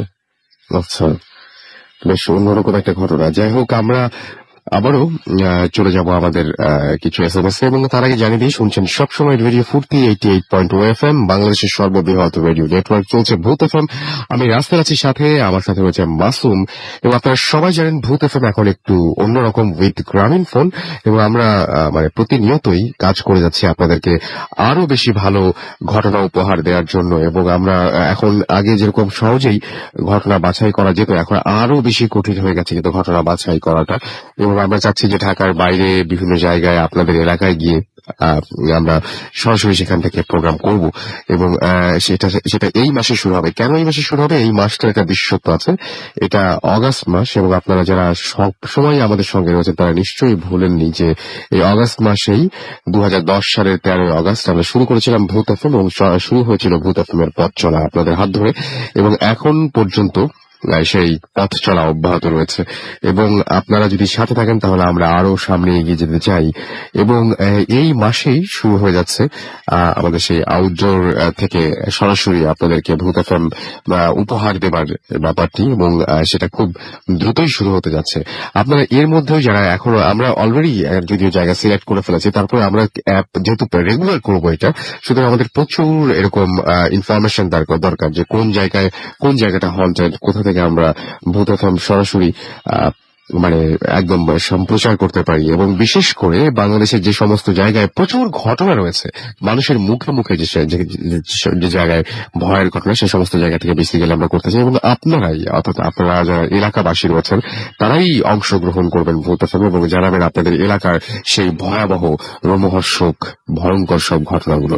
আমরা খুব দ্রুতই আপনাদের কাছে আসব, এবং সেই জন্য আপনাদেরকে যেটা করতে হবে, আমাদেরকে অবশ্যই ইমেইল করে জানাতে হবে আপনার এলাকার বর্ণনা সহ, এবং আমরা কোথা থেকে সেটা করতে পারি, মানে কি ধরনের পরিস্থিতি সেটা আমরা জানতে চাই আপনাদের কাছে। মানে একদম আমরা যদি কোনো প্রশ্ন থাকে সেটা অবশ্যই আপনাদের সাথে যোগাযোগ করব। যাই হোক, আমাদেরকে ইমেইল করুন। আমাদের ইমেল অ্যাড্রেসটি একটু মনে রাখতে হবে বা লিখে ফেলতে হবে। আমাদের ইমেল অ্যাড্রেস হচ্ছে ভূতফম@radio40.fm। আর এসএমএস দেখতে পাচ্ছি এখনো আসছে অনেক। ফাহিম আমাদের এসএমএস করেছেন, লিখেছেন সুপার স্টোরি।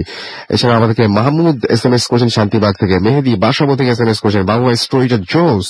ফয়সাল লিখেছেন ভূত এফএম রক্স, এছাড়াও রাকিব আমাদের এসএমএস করেছেন ভূত এফএম অসম লিখেছেন, নীরব লিখেছেন যে বরিশাল থেকে তিনি, এবং ফরহাদ লিখেছেন আই লাভ ভূত এফএম, জয় হাই জানিয়েছেন সবাইকে, এবং তিনি ভয় পাচ্ছেন, হেমা আমাদের এসএমএস করেছেন এবং তিনি ইমপ্রেসড সেটা জানিয়েছেন। সিরাজুল এবং সুমন আমাদের সাথে রয়েছেন, আমাদের সাথে রয়েছেন সাদিয়া ঢাকা থেকে, তিনি একা লাইট বন্ধ করে ভূত এফএম শুনছেন।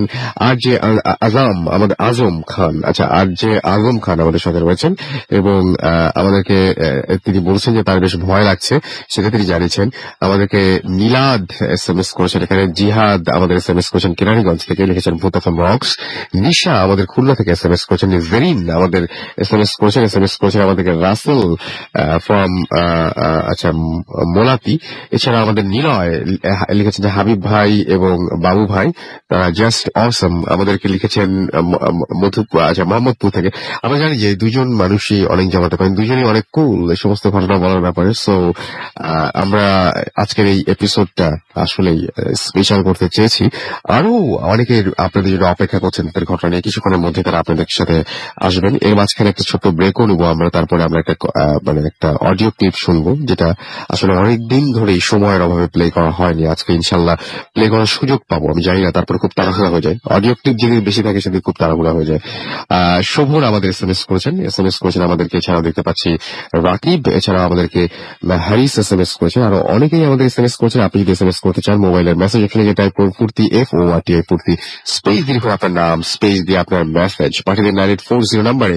আমাদেরকে এসএমএস করেছেন দেখতে পাচ্ছি, ফেসবুকে কমেন্ট করেছেন দেখতে পাচ্ছি অনেকেই, এবং আপনিও যদি ফেসবুকে কমেন্ট করতে চান তাহলে চলে যান www.facebook.com/radiofurti। এখানে আমাদেরকে ইমরান এসকে শুভ্র লিখেছেন যে লাইফ স্টোরি, আমাদেরকে আতাউর রহমান লিখেছেন আই লাভ ভূত এফএম। এছাড়া আমাদেরকে দেখতে পাচ্ছি আমাদেরকে রাস্তাল ফেসবুকে লিখেছেন যে ঈদ মুবারক ভূত এফএম আমাদেরকে। এছাড়াও দেখতে পাচ্ছি আমাদেরকে ডেভিড জেমস লিখেছেন ডিফারেন্ট স্টোরি আমাদেরকে। এছাড়াও মারুফ এখানে লিখেছেন যে খুব ভালো লাগলো। এছাড়াও আমাদেরকে দেলোয়ার হুসাইন চট্টগ্রাম থেকে লিখেছেন ঈদ মুবারক। এই কমেন্টগুলো কিন্তু আপনারাও পড়তে পারবেন আমাদেরকে। এছাড়াও নাজিম উদ্দিন এসএমএস করেছেন এবং তিনি লিখেছেন যে রাসেল ভাই আপনি ভয় পান না, আমি আছি। ভয় পেন না, আচ্ছা ভয় পেন না এটা বলছেন আর কি। আরমান আমাদের এসএমএস করেছে আরমান হুসাইন, এবং তিনি বলছেন যে হাবিব ভাই সেকেন্ড স্টোরিটা, এসএমএস না এটা কমেন্টই করছি, হাবিব ভাই সেকেন্ড স্টোরিটা জোস আমাদেরকে। এছাড়া আরো অনেকেই কমেন্ট করছেন, আপনিও কমেন্ট করতে চাইলে আমি তো বলে দিচ্ছি একটু অ্যাড্রেস। আমরা একটা ছোট বিরতিতে যাবো এবং বিরতির পরে আবারও ফিরে আসবো, তবে ফিরে আসবো তখন অবশ্যই একটা অডিও ক্লিপ নিয়ে ফিরে আসবো, এবং তারপরে আবার আমরা নতুন অতিথি নিয়ে ফিরে আসবো আপনাদের কাছে। সেই পর্যন্ত আমাদের সাথে থাকুন। স্টে টিউনড টু রেডিও ফুর্তি এন্ড ডোন্ট স্টপ দ্য ফুর্তি। Root FM, the night comes alive.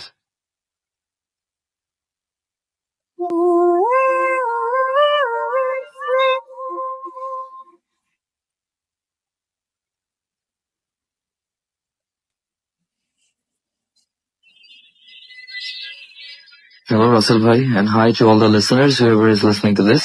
আমার নাম সানিম। আমি একটা ঘটনা আপনাদের সাথে শেয়ার করতে চাই আজকে, যেটা আমার সাথে ঘটে যাওয়া একটা ঘটনা। আমি তখন ইস্কারনে থাকতাম, ইস্কারন অফিসেস গার্ডেন কোয়ার্টারে। ঘটনাটা ঘটে আমার সাথে 2008 এর দিকের একটা ঘটনা, 8 নভেম্বরের দিকে একটা ঘটনা। তো বেসিক্যালি আমি আর আমার এক বোন, আমার চেয়ে বড় 6 বছরের, এবং আপুর বিয়ে হয়ে গেছে, আপু থাকে আমেরিকায়, এবং আমি, আমার মা আর আমার বাবা থাকতাম সরকারি ওই ইস্কারন অফিস কোয়ার্টার বলতে তখন। তো আমি যে ঘটনাটা শুরু করতে চাই, সেই ঘটনাটা আমার সাথে আসলে বেসিক্যালি ঘটছে কারণ আমি তখন জিনে বিশ্বাস করতাম না। ছোটবেলা থেকে আমি অনেক ভূতের ঘটনা শুনছি, অনেক কিছু দেখছি, মুভিজও দেখছি, অনেক স্কেরি মুভিজ অনেক কিছু দেখছি, কিন্তু কখনো আমার জিন আমি সামনাসামনি দেখিও নি, অথবা এমনি গল্পে শুনছি যে জিন আছে, আমিও শুনছি জিনের গল্প, কিন্তু সামনাসামনি যে জিনকে কখনো উইটনেস করবো সেই সৌভাগ্যটা অথবা সেই দুর্ভাগ্যটা আমার এখনো হয় নাই। তো যে ঘটনাটা আমি আপনাদের সাথে শেয়ার করতে চাই সেটা বেসিক্যালি আমাদের সাথে ঘটে আমাদের যে নানা সাইডে থেকে, যে বগুড়াতে যে আমাদের বাসা, আমাদের নানার বাসা হচ্ছে বগুড়ায়। তো প্রায় আমি আমার মাকে নিয়ে বগুড়ায় চলে যাই। ওখানে আমাদের অনেকেই ছোট মামারা থাকে। তো একটা ছোট মামা, সবচেয়ে যে ছোট মামাটা আমাদের, ওনার মামার একটা ফ্রেন্ড আছে, ওই ফ্রেন্ডটার নাম হচ্ছে আক্তার মামা। তো আমরা ওনাকে ডাকি আক্তার মামা বলে, এবং মামাটা আমাদের দুঃসম্পর্কে মামা আর কি, কারণ আমরা জাস্ট আমাদের যেহেতু ব্লাড রিলেটিভ না, কিন্তু আমরা ওনার সাথে অনেকভাবে পরিচিত, এবং আমাদের সাথে অনেক ভালো খাতির আছে আমাদের এন্টায়ার ফ্যামিলির সাথে, কারণ সবাই বলে যে ওনার কাছে জিন আছে, এবং উনি প্রায় আসর করে ফ্যামিলি এসে, বাসায় ফ্যামিলিতে এসে, যে কোনো ফ্যামিলিতে, যে ফ্যামিলির কোনো প্রবলেম হচ্ছে ফাইন্যান্সিয়ালি অথবা মেন্টালি অথবা অথবা সাইকোলজিক্যালি অথবা তাদের কোনো একটা কারণে তাদের কোনো প্রবলেম হয়েছে, তখন উনি এসে ওনার জিনকে ডেকে উনি আসর করায়, এবং আসর করায় ওখানে উনি মানুষজনদেরকে হেল্প করে। জিনটা কিন্তু খারাপ না, ভালো, জিনটা সবাইকে হেল্প করে এবং উনি মানুষদেরকে ওখানে হেল্প করে। তো ওই যেহেতু আমাদের মামা আমার মাকে এই কথাটা বলছিল যে আমার এরকম একটা ফ্রেন্ড আছে আক্তার মামা, তুমি যদি চাও তাহলে মাঝে মধ্যে কখনো যদি কোনো কারণে কোনো জিনিসের প্রবলেম হয় তাহলে তুমি ওকে ডাকতে পারো, একটা আসর বসিতে পারো। তো আমার মা আবার এগুলো জিনিসে ছোটবেলা থেকে আমি দেখে আসছি, আমার মাকে এগুলো জিনিসে অনেক বিশ্বাস করতে, আম্মা এগুলো জিনিসে অনেক বিশ্বাস করে। আব্বা আবার এরকম না, আব্বা আবার এত কিছু জিনিস ওখানে বিশ্বাস করে না। তো আমি যে ঘটনাটা আপনাদের সাথে শেয়ার করবো সেটা হচ্ছে নভেম্বরে ঘটে যাওয়া একটা ঘটনা, যখন আমার বোনের সাথে আমার দুলা ভাইয়ের একটা ঝগড়া চলতেছিল। তো আপুর বেসিক্যালি এমন একটা ঝগড়া চলতেছিল যে আপুর মানে ম্যারেজ লাইফ নিয়ে খুব ফ্রাস্ট্রেটেড একটা পজিশনে ছিল। আপু একটা ফেজে ছিল এবং দুলা ভাই একটা ফেজে ছিল, দুজনেই একটা ফেজে ছিল। ম্যারেজ লাইফের একটা ফ্রাস্ট্রেশন ফেজ ইউজুয়ালি সবারই যায়, তো তাদেরও গেছে। তো তখন ওই সময়টায় আম্মা চিন্তা করছে যে যেহেতু আমরা নিজেরা রিজলভ করতে কিছু পারতেছি না বাংলাদেশ থেকে বসে, আর ওরা ওখানে বসে আছে এবং ওখান থেকে ঝগড়া করেছে, মাঝে মাঝে ইউজুয়ালি ফোন দিয়ে চিল্লাচিল্লি করতেছে, তার চেয়ে আমরা এখন এখান থেকে ঢাকাতে এমন কিছু কি করা যায় নাকি যেটাতে ওদের ম্যারেজ লাইফে হেল্প হয়। তো স্বাভাবিকভাবেই আমরা আক্তার মামাকে খবর দিলাম। আক্তার মামা আমাদের স্টেফনের বাসাটায় আসলো এবং আক্তার মামার হাতে দেখলাম একটা আয়না আছে। তো যেদিন আক্তার মামা আমাদের বাসায় আসলো সেদিন আমাদের প্রায় সন্ধ্যা হয়ে গেছে এবং বাসায় কেউই নেই, আমি, আম্মা, আব্বা আর আমাদের একটা বয়স্ক বুয়া ছিল, যে বুয়াটাকে আমরা ডাক্তার নিতেছি বুড়া বুয়া বলে, কারণ বয়স্ক বুড়া, এবং বুয়াটা অনেক বয়স্ক, প্রায় অ্যারাউন্ড 87 হবে। এবং উনি আমাদের বাসা থেকে একদম ছোটবেলা থেকে, আমি জন্মের পর থেকে আমাদের বাসা থেকে কাজ করছে। তো ইটস বিন অনেক বছর হয়ে গেছে, প্রায় অ্যারাউন্ড 20 ইয়ার্স উনি আমাদের বাসায় আছেন। তো এই চারজনই আমরা ছিলাম এবং বাসাতে কেউ ছিল না। তো তখন আক্তার মামা আসছে এবং আক্তার মামার হাতে দেখে একটা ছোট পকেট আয়না, যে আয়না দিয়ে ইউজুয়ালি মানে মেয়েরা ইউজুয়ালি কিছুক্ষণ পর মেকআপ করার সময় পকেট আয়না যেরকম ইউজ করে ওরকম একটা আয়না। তো আমি ওটা দেখার পর মামাকে জিজ্ঞেস করলাম যে মামা এই আয়নাটা কি মামা? এই আয়নাটা তো আমি আমাকে দেখতেছি, আপনি এই আয়না বের করে খালি দেখি আয়না নিয়ে ঘুরতেছেন। আমাদের বাসায় যখন এসে ড্রয়িং রুমে বসে আছে প্রায় দেখি আয়নাটা বের করে তাকায় আছে। তো তখন বলছে এই আয়নাটাকে আমি আপাকে দেখতে পাই। তো বেসিক্যালি আমি যেটা জানতে পারলাম যে ওনার কাছে যে জিনটা আছে সেই জিনটাকে আমাদের সমর্থন করতে হবে আপা বলে, এবং আপা আমরা বলতেছি বিকজ ওই জিনটা অনেক বছর বয়স, প্রায় 1500 বছর বয়স ওই জিনের, এটা আমরা সময় পাবো। আমি বলছি আচ্ছা ঠিক আছে। আমি তখন নিজে আয়নাটা একটু নিজেকে দেখলাম, দেখি যে আমি আমাকে দেখতে পাই কিন্তু আমি কিছু দেখতে পাই না ওখানে, it's just a normal mirror. কিন্তু উনি বলতেছে যে উনি বলে আপুকে দেখতে পাই ওখানে। যাই হোক, এসে আমরা ড্রয়িং রুমে, আমাদের ড্রয়িং রুমে তখন লাইট জ্বালাই, সবাই মিলে বসলাম, আব্বা, আম্মা, আমি আর আক্তার মামা আমাদের সবাইকে বলছে যে আপনারা সবাই সেপারেট সেপারেট সূরা পড়বেন। আমাকে বলছে যে তুমি কুল হু আল্লাহু আহাদ পড়বা। তো সূরা কুল আমি পড়ছি 400 বারের মতো। আম্মা অন্য একটা সূরা পড়ছে, আব্বাও অন্য একটা সূরা পড়ছে। তো সূরা যখন আমি পড়তেছিলাম তখন এই মামাকে কিছুক্ষণ পর পর সূরা পড়ে আমি জিজ্ঞেস করতেছিলাম যে মামা আপা কি আসছে? তো বলছে না, আপা যখন আসবে তখন তোমরা বুঝবা। আর আমাদের বেসিক্যালি ওই একটা মেইন রুমটা ছিল মাস্টার বেডটা, যেটা মাস্টার বেডের পাশে একটা রুম ছিল, যে রুমটা আমার রুম, এবং তার পাশে আরেকটা ছোট একটা রুম ছিল, যে রুমটা ছিল গেস্ট রুম, এবং গেস্ট রুমের পাশে হচ্ছে ড্রয়িং রুম। তো বেসিক্যালি আম্মা বলছে যে আপাকে যে আনবো, আপাকে কোন রুমে এনে বসাবো এবং আসরটা কোন রুমে হবে। তো আমরা পরে ডিসিশন নিলাম যে আসরটা গেস্ট রুমে হবে। গেস্ট রুমে আমি যেয়ে দেখলাম যে গেস্ট রুমের ভিতরে কিছু নাই, যেহেতু আমাদেরই বাসা। তো আমি গেস্ট রুমে, আমাদের বাসার মধ্যে একটা ছোট ট্রাঙ্ক ছিল, একটা কম্পিউটার টেবিল ছিল, কারণ আমার কম্পিউটার টেবিলটা আমি আমার রুমে রাখতাম না, ওটা গেস্ট রুমে রাখতাম, কারণ আমি ইউজুয়ালি গেস্ট রুমে মাঝে মধ্যে থেকে যেতাম, আমার রুমে এত বেশি যেতাম না, কারণ কম্পিউটার ইউজ করলে গান শুনতাম রাত্রে, যেহেতু মাস্টার বেডটা পাশে, সেহেতু কম্পিউটারটা ওখানে রাখা ছিল। তো বেডটা ওখানে রাখা ছিল, একটা বেড ছিল, একটা ট্রাঙ্ক ছিল, কম্পিউটার টেবিলটা ছিল, তো আর কিছু ছিল না। তো আমি গেস্ট রুমের ভিতরে যে গেস্ট রুমের দরজাটা তখনও বাইরে, মানে মেইন দরজা যেটা দিয়ে গেস্ট রুমে ঢুকে, সেই দরজা দিয়ে আমি ঢুকে ওখানে জায়নামাজ আর একটা তসবিহ রেখে আমি চলে আসছি, কারণ আমি জানি ওই রুমে আসর হবে। দিয়ে আমি বাইরে দাঁড়ায় আছি এবং ওই বাইরে, এক্স্যাক্টলি বাইরে মানে একদম দরজা থেকে এক পা বাইরে খালি, আর এক পা ভিতরে দিলে আবার ওই রুমটাতেই আমি আবার ঢুকবো, ওইরকম বাইরে আমরা দাঁড়ায় আছি। আমি দাঁড়ায় আছি, আব্বা দাঁড়ায় আছে, আম্মা দাঁড়ায় আছে, আক্তার মামা দাঁড়ায় আছে, এবং আক্তার মামার হাতে তখন আয়নাটা আছে, এবং প্রায় কয়টা বাজে, সন্ধ্যা 7:30 মতো বাজে। তো তখন মামা বলল সব রুমের লাইট তুমি অফ করে দাও। সব রুমের লাইট তখন আমাদের আমার আব্বা সব অফ করে দিল, সব রুমের লাইট। তো তখন অ্যাকচুয়ালি আমার ভয় লাগতেছিল না, কারণ তখন আমার বাবা মার সাথে ছিল, আক্তার মামার সাথে আছে, এবং তখন আমার মধ্যে একটা এক্সাইটমেন্ট কাজ করতেছে যে কখনো আমি প্রথমে আমার লাইফে যেটা কখনো দেখিনি সেটা সামনাসামনি আমি আমার সামনে দেখতে পাবো। তো এরকম একদমই। আর আমরা বুড়ো বউকে বলে দিয়েছিলাম যে আপনি ঘুমায় যান, কারণ আপনার বয়স হয়ে গেছে, প্লাস আপনার শরীর খারাপ হয়ে যায়। উনি ইউজুয়ালি সন্ধ্যার দিকে হলেই উনি ঘুমায় যেত, উনি আবার রাত্রে ডিনার করার জন্য উঠতো, ডিনার করে উনি আবার ঘুমায় যেত। তো ওনাকে আমরা তাড়াতাড়ি ঘুম পাড়াই দিছি, উনিও চলে গেছে ঘুমাইতে। আমরা 3-4 জন বাইরে দাঁড়ায় আছি, আমি, আব্বা, আম্মা আর আক্তার মামা। তো আক্তার মামা অন্ধকারে আয়নাতে বলতেছে যে আপা আপনি এখন আসেন। যখন আমরা সম্পূর্ণ সব রুমের লাইট অফ করে দিছি তখন উনি বলতেছে যে আপা আপনি আসেন। তারপরে আপা কোনো শব্দ নেই, কিন্তু রুমে কিন্তু সম্পূর্ণ লাইট অফ, আমি বাইরে, আব্বা বাইরে, আম্মা বাইরে এবং আক্তার মামা আমার পাশে, এবং সবাই আমরা প্রায় 2টা খালি পা দূরে, 2 পা দিলেই আমরা রুমের ভিতরে আবার ঢুকে যাবো। এবং রুমে কিচ্ছু নাই, রুমে একটা খালি ট্রাঙ্ক, যে ট্রাঙ্কটা আমরা মাত্র রাখছিলাম শিফটিং এর কারণে, একটা আলমারি আছে, কম্পিউটার টেবিল আর একটা খাট, এবং ওখানে আর কিছু নেই। এবং জানলাগুলি যেগুলো আছে সেই জানলাগুলি সবগুলি বন্ধ, কারণ আমি নিজেই রুমের ভিতরে দেখে লাইট জ্বালায় সবকিছু চেক করে তসবি রেখে এবং জানাওয়াজ রেখে বের হয়েছি। তো ভালো কথা।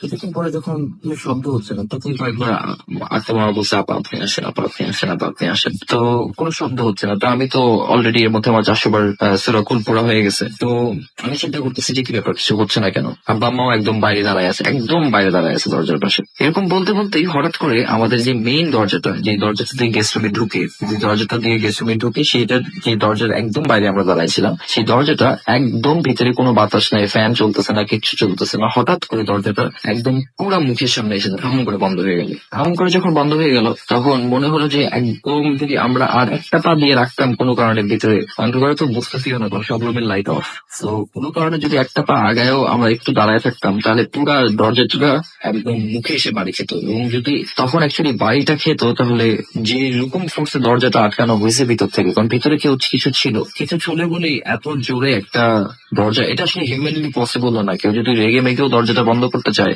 এত জোরে কখনো দরজাটা বন্ধ হবে না কোনো কারণ ছাড়া। এবং আমি চিৎকার দিয়ে উঠছি, আম্মা চিৎকার দিয়ে উঠছে, আব্বাও চিৎকার দিয়ে উঠছে, এবং আক্তার মামা আসলে জিনিসটা বুঝে নেয় যে হঠাৎ করে দরজাটা এত জোরে কেন বন্ধ হলো হয়তো। তো আক্তার মামা পরে জিজ্ঞেস করলো, আয়নায় দেখে আক্তার মামা জিজ্ঞেস করতেছে দরজাটা লং করে বন্ধ হয়েছে যখন, তখন আমি চিল্লে 2-3 পা লাফ দিয়ে পিছনে চলে গেছি, আম্মাও পিছনে চলে আসছে, আব্বাও পিছনে চলে আসছে, রুমের থেকে অনেক পিছনে চলে আসছি। আর আমরা স্বাভাবিকভাবে সবাই ভয় পেয়ে গেছি, কারণ রুমে 1 ফোঁটাও বাতাস নাই, কিছু নাই। এবং আমরা নর্মালি বলতেছিলাম আপনাকে যে আপা আপনি আসেন, আমাদের বাসায় আসেন, এরকম বলতে বলতে। আর আমি যেহেতু একদম সবার আগে দাঁড়াইছিলাম, মুখে একদম ঝাপটা বাড়িটা খাইছি আমি, মনে হলো যে বাতাসটা পুরো নাকে এসে লাগছে যখন দরজাটা বন্ধ হয়েছে। তো সঙ্গে সঙ্গে আম্মা আমার হাত ধরে পিছনে একটু 2 পা পিছনে নিয়ে নিচ্ছে। নেওয়ার পরে আমি মামাকে বলছি, মামা এটা কি হইলো। মামা তো মামাকে আপাকে জিজ্ঞেস করতেছে যে আপা আপনি এরকম এটা কেন করছেন। তো তখন আপা বলছে যে একটা ছবি ছিল, সচিন টেন্ডুলকারের একটা ছোট পোস্টার ছিল, যে পোস্টারটা আমি আসলে স্ক্র্যাচ করে উঠাই নাই। এবং অ্যাপারেন্টলি আপা এরকম কোন রুমে আসে না, এরকম কোন বাসায় আসে না যে বাসায় ছবি আছে, কারণ আপা অনেক রিলিজিয়াস, আপাও মুসলিম, আপাও 5 ওয়াক্ত নামাজ পড়ে। তো এটা আমাকে সবাই সব তখন আক্তার মামা বললো যে আপনি এখানে রুমে ছবি রাখছেন, তো ছবি রাখতে মানা করছিলাম। পরে আমি চিন্তা করে দেখলাম সব ছবি, ক্যালেন্ডার ট্যালেন্ডার যা আছে সবাই আমি বের করে রাখছিলাম রুমের থেকে, কিন্তু এই ছোট একটা পোস্টার যেটা দেয়ালের সাথে আটকানো ছিল, ওই ছোট পোস্টারটা কথা বলে গেছে, একটা স্টিকার, পোস্টার না একটা স্টিকার। তো ওটা আমি সঙ্গে সঙ্গে এখন রুমের ভিতরে যেটা খুলতে পারবো না, এক্ষেত্রে এত জোরে রুমের দরজা বাড়ি খেয়েছে, আমি তো অতিরিক্ত ভয় পেয়ে গেছি। তো পরে আক্তার মামা অনেক কষ্টে আপুর সাথে আয়নায় কথা বলে বলে সান্ত্বনা দিয়েছে, এবং ভিতরে কিন্তু আমি কারো অস্তিত্ব পাচ্ছি না, একে তো জিনিসটা অন্ধকার, কিন্তু যতটুকু চোখ শুয়ে এসে আমরা দেখতে পাচ্ছি ওই ভিতরে কিছুই নেই, ভিতরে জানাম আছে, ওখানেই আছে, তসবিটাও আছে, এবং রুমটা খোলা, এবং আমরা সবাই রুমের বাইরেই তাকায় আছি রুমের ভিতরে। তো একটু পরে আম্মা আসলে আপুর সাথে, আপুর আর ম্যারেজ নিয়ে কি প্রবলেম চলতেছিল সেই সময়, সেই ব্যাপারে এতটা ভালো মতো আমি জানতাম না। তো আম্মা যখন আসলে এই সিচুয়েশনটা হয়ে গেছে, দরজাটা খুব জোরে ধাক্কা খেয়েছে, আমি খুব ভয় পেয়ে গেছি। স্বাভাবিকভাবে আমি হাত ধরে চিল্লাচিল্লি করছি কিছুক্ষণ, মামাকে ধরে আমি জিজ্ঞেস করছি, আব্বা আম্মা স্বাভাবিকভাবে ভয় পেয়ে গেছে। তো আম্মা তখন আমাকে বলছে তুমি ড্রয়িং রুমে যে কিছুক্ষণ বসে থাকো, তুমি এখানে এসো না, আমরা তোমার বোনের ব্যাপারটা নিয়ে একটা কথা বলি। তো আমি কিছুক্ষণের জন্য ড্রয়িং রুমে বসে গেছি। ড্রয়িং রুমে এসে আমার অনেক ভয় লাগতেছিল, কারণ আমি প্রথমবার লাইফে এমন একটা জিনিস সামনাসামনি এক্সপিরিয়েন্স করলাম যেটা আমি নিজেই কোনো ব্যাখ্যা দিতে পারবো না, কারণ আমি নিজেই সায়েন্সের একজন স্টুডেন্ট। আমি জানি যে কোনো বাতাস না ছাড়া, কোনো কিছু না ছাড়া একটা জিনিস কোনোদিন এত জোরে বন্ধ হইতে পারে না, যে জিনিসটা আমি চোখের সামনে দেখছি কিছুক্ষণ আগে। অন্ধকার ছিল, তাও আমি ফিল করছি ওই সেন্সেশনটা, ওই মুহূর্তে ওই অ্যাড্রেনালিন রাশটা যতক্ষণ পর্যন্ত একজনের না লাগবে, আসলে ওটা ওই মোমেন্টে, যে এতক্ষণ ওই মোমেন্টে কেউ যদি না থাকে তা আসলে বলে বোঝানো হতো না। যাই হোক, কিছুক্ষণ আমি ড্রয়িং রুমে থাকলাম, লাইট জ্বালাইছি, ড্রয়িং রুমের জ্বালায়, দরজা বন্ধ করে ড্রয়িং রুমে জ্বালায় বসে আছি আমি, ফ্যান ছেড়ে। ছেড়ে চিন্তা করতেছি কিছুক্ষণ, যেতে কি দেখলাম, কি হলো আমার চোখের সামনে, এবং আমার যেতেও ইচ্ছা করতেছে, ব্যাক করে দেখতে ইচ্ছা করতেছে আব্বা আম্মা কি বলতেছে। বাট অবভিয়াসলি আব্বা আম্মা ওই টাইমে চাচ্ছিল না যে আমাকে ওখানে রাখতে, কারণ আপু আমার সাথে ভালো মতো ক্লিয়ার করে বলে নিয়ে আপু ম্যারেজের প্রবলেম এর কথা, আর আব্বা আম্মাও চাইনি যে অন সাম লেভেল আমি জানি জিনিসটা। তার জন্য আমিও বাইরে আসি, এবং কিছুক্ষণ হয়ে যাওয়ার পরে আমি জানতে পারলাম যে আক্তার মামা আপাকে বলছে যে এক রকমের ওষুধ নিয়ে আসতে, যে ওষুধটা একটা হোমিওপ্যাথির মতো একটা ওষুধ, এবং ওটা একটা খুব অচেনা কোন এক গ্রামে বলে পাওয়া যায়। এবং বাংলাদেশে এটা যেমন না যেটা বিদেশে কোন একটা জায়গায়, বাংলাদেশের কোন একটা গ্রামে জেনে এরকম একটা অচেনা গাছ আছে, এবং ওই গাছের ডালা থেকে জিনিসটার রস বের হয়, এবং ওই রসটা থেকে একটা ওষুধ বের হয়, ওই ওষুধটাকে বানানো হয়, এবং ওটা একটা হোমিওপ্যাথি ওষুধ। এবং ওই হোমিওপ্যাথি ওষুধ, এবং আমার বাবা মা দুজনেই ডাক্তার, এই জিনিসটা বলে রাখা ভালো, এই জিনিসটা আমি বলতে ভুলে গেছি। আমার বাবা মা দুজনেই অফিসিয়াল গভর্নমেন্ট ডাক্তার ছিলেন, এবং দুজনেই এখন রিটায়ার করে ফেলছেন, বাট তখন ডাক্তার ছিলেন। তার জন্য আমরা স্কাটনের ওই অফিসার্স কোয়ার্টার গুলিতে থাকতাম, এবং আব্বা আম্মা ওই হোমিওপ্যাথির ব্যাপারে জানতো যে হোমিওপ্যাথিটা একটা মানুষকে কামনেস আনতে পারে, পিস নিয়ে আসতে পারে ভিতরে, কিছু কিছু মানে ন্যাচারাল কোনো জিনিস হয়তো ডেভেলপ করতে পারে একটা মানুষের ভিতরে, পিস হোক, সেটা সেটা যেটাই হোক সেটা নিয়ে আসতে পারে। সেই ওষুধটার কথা আপাকে বলছিল, এবং আক্তার মামাকে বলছিল যে ওই আপা যেন ওই ওষুধটা নিয়ে আসে, কারণ ওটা ঢাকায় পাওয়া যাচ্ছে না। তো আপা তখন ওটা নিয়েও আসছে, নিয়ে এসে আক্তার মামা আমাদের কাছ থেকে 20,000 টাকা নিছে ওই ওষুধটা নিয়ে আসার জন্য। ওই ওষুধটা সে যখন নাম আসে ততক্ষণ আমি ব্যাক করে চলে আসছি। এসে আমি জিজ্ঞেস করতেছি আমাদের কি হয়ে গেছে নাকি, সবকিছু হয়ে গেছে? তো তখন আক্তার মামা সবাই বাইরে দাঁড়ায় আছে, এবং ডোরের দরজাটা কিন্তু ভিড়ানো, ওই যে ধাম করে দরজাটা আটকেছে ওটা কিন্তু সিটকানে লাগাই নাই ভিতর থেকে, দরজাটা খালি ভিড়াই দিছে, কিন্তু ভিড়াই নাই জিনিসটা। আপা যেটা করছে, আপা দরজাটা জোরে আটকেছে, আটকে বাইকে দরজাটা আবার একটা খুলে গেছে, খুলে যতটুকু খুলছে ওই ততটুকুই আছে। আমরা কিন্তু কেউ আবার একটু পুশ করেও খুলে দেয়নি, সবাই বাইরে দাঁড়ায় আছি, এবং বাইরে থেকে আমরা ভিতরে কথা বলতেছি একটা খালি রুমে, যে রুমে আমরা ভাবতেছি যে আপা আছে। তো ওখানে আক্তার মামা আমাদেরকে বলতেছে যে ঠিক আছে আপনাদের তো ওষুধ নেওয়া হয়ে গেল। যখন আমি আসছি তখন দেখলাম যে আক্তার মামা বলতেছে ঠিক আছে আপনাদের তো ওষুধ নেওয়া হয়ে গেল। তো আম্মাকে বললাম যে আপা এতদিন পরে আমাদের বাসায় আসছে, আপা মানে কখনো আমাদের বাসায় আসে নাই, তো আপাকে কিছু খেতে দিই আমরা। তো তখন আক্তার মামা বলছে ঠিক আছে আপনি তো ভালো বলছেন, আপনি একটা দুধ নিয়ে আসেন, এক গ্লাস দুধ নিয়ে আসেন, আপা দুধ খাবে। তো আব্বা বললো ঠিক আছে তুমি গ্লাস থেকে দুধ নিয়ে আসো, ফ্রিজ থেকে দুধ নিয়ে আসো এক গ্লাস। আমি এক গ্লাস দুধ নিয়ে এসে ফ্রিজের থেকে বের করে মামা আমাকে বলতেছে, আক্তার মামা আমাকে বলতেছে রুমে ঢুকেন। আমি বলছি আমি রুমে ঢুকতে ভয় লাগতেছে, কিন্তু কিছু হবে না, আপনি রুমে ঢুকেন, রুমে ঢুকে জায়নামাজের সামনে দুধটা রেখে দিয়ে চলে আসেন। তো আমি জায়নামাজের সামনে যেয়ে দুধটা রেখে দিয়ে চলে আসছি, এবং যখন আমি ঢুকতেছি তখন আমি ফিল করতে চাচ্ছিলাম যে আমার আশেপাশে কি কিছু আছে, এমন হচ্ছে যে কেউ আমাকে দেখতেছে, অথবা কেউ আমার পাশে বসে আছে, অথবা কেউ আমার গায়ে টাচ করছে, কিন্তু আনফর্চুনেটলি ওরকম কিছুই হয় নাই। আমি জাস্ট দিয়ে আসছি, এবং আমি আবার ব্যাক করে বাইরে দাঁড়ায় আছি, এবং আমাকে আব্বা হাতে একটা টর্চ দিচ্ছে, এবং মামা আমাকে বলতেছে যে কিছুক্ষণ পর টর্চটা মেরে দেখবেন যে গ্লাসটা খাওয়া শেষ হয়েছে নাকি। তো একটু পর আমি টর্চটা মেরে ঠিকই দেখতেছিলাম যে গ্লাসটা খাওয়া শেষ হয়েছে নাকি, বাট আসলে একটা পয়েন্টে যেটা আমি খেয়াল করলাম সেটা হচ্ছে আমি একবার টর্চটা মেরে দেখি যে গ্লাসটা কিছুই শেষ হয়নি, গ্লাসটা যেরকম দিচ্ছি এরকমই আছে। আবার 3-4-5 সেকেন্ড পরে যখন আমি আবার একটু পরে যখন টর্চটা জ্বালাই আবার গ্লাসটার দিকে দিচ্ছি, তখন দেখি অর্ধেক খালি। আবার একটু পরে টর্চটা জ্বালাই যখন আবার দিচ্ছি, তখন দেখি যে গ্লাসটাই নেই, কিছুই নাই। এবং আমি মাত্র ওখানে যাওয়ার পরে শতভাগ হয়ে গেছি, কিরে মাত্র আমি গ্লাসটা দেখলাম এখানে গ্লাসটা ছিল এবং অর্ধেক দুধ খাওয়া ছিল, এবং আমি ভাবতেছিলাম যে এখানে কেউ দুধ খাচ্ছে, এবং যে দুধ খাওয়ার সময় করে গলার একটা শব্দ হয়, অথবা একটা শব্দ হয়, করে একটা শব্দ হয়, কিছুই হচ্ছে না ওখানে। আমি একটু পর দেখতেছিলাম যে কি ব্যাপার হচ্ছে নাকি। So on my third time যখন আমি লাইটটা জ্বালাই টর্চটা মেরে গ্লাস চালাতে গেছি, যে দেখি গ্লাসটাই নেই, এবং আমি যখন ততক্ষণে আমি টর্চটা বন্ধ করে দিচ্ছি, একবার বন্ধ করে দিয়ে মনে মনে চিন্তা করতেছি গ্লাসটা গেল কোথায়। ওই যে আমি চিন্তা করতেছি ওই সঙ্গে সঙ্গে ওই সেকেন্ডে আমার পায়ের সামনে গ্লাসটা ভাঙছে। আপা এত জোর একটা শব্দ হয়েছে, মনে হলো যে আমার পায়ের এক এক এক মানে মানে এক পা আগে কেউ যদি একটা গ্লাস ভাঙে, ছিটে যেরকম মানে ভয়টা লাগে যে ছিটে আমার কাছে গ্লাসের কাজটা উঠে আসবে, এরকম আমি একদম লাভ দিয়ে পিছনে সরে গেছি। তো তখন আবার আক্তার মামা আবার জিজ্ঞেস করে উঠছে আপাকে যে কি ব্যাপার আপা, আপনি আবার গ্লাসটা ভেঙে ফেললেন কেন, এভাবে করে? তো আক্তার মামা আপা বলতেছে যে বারবার টর্চ জ্বালাচ্ছিল যখন আমি খাচ্ছিলাম।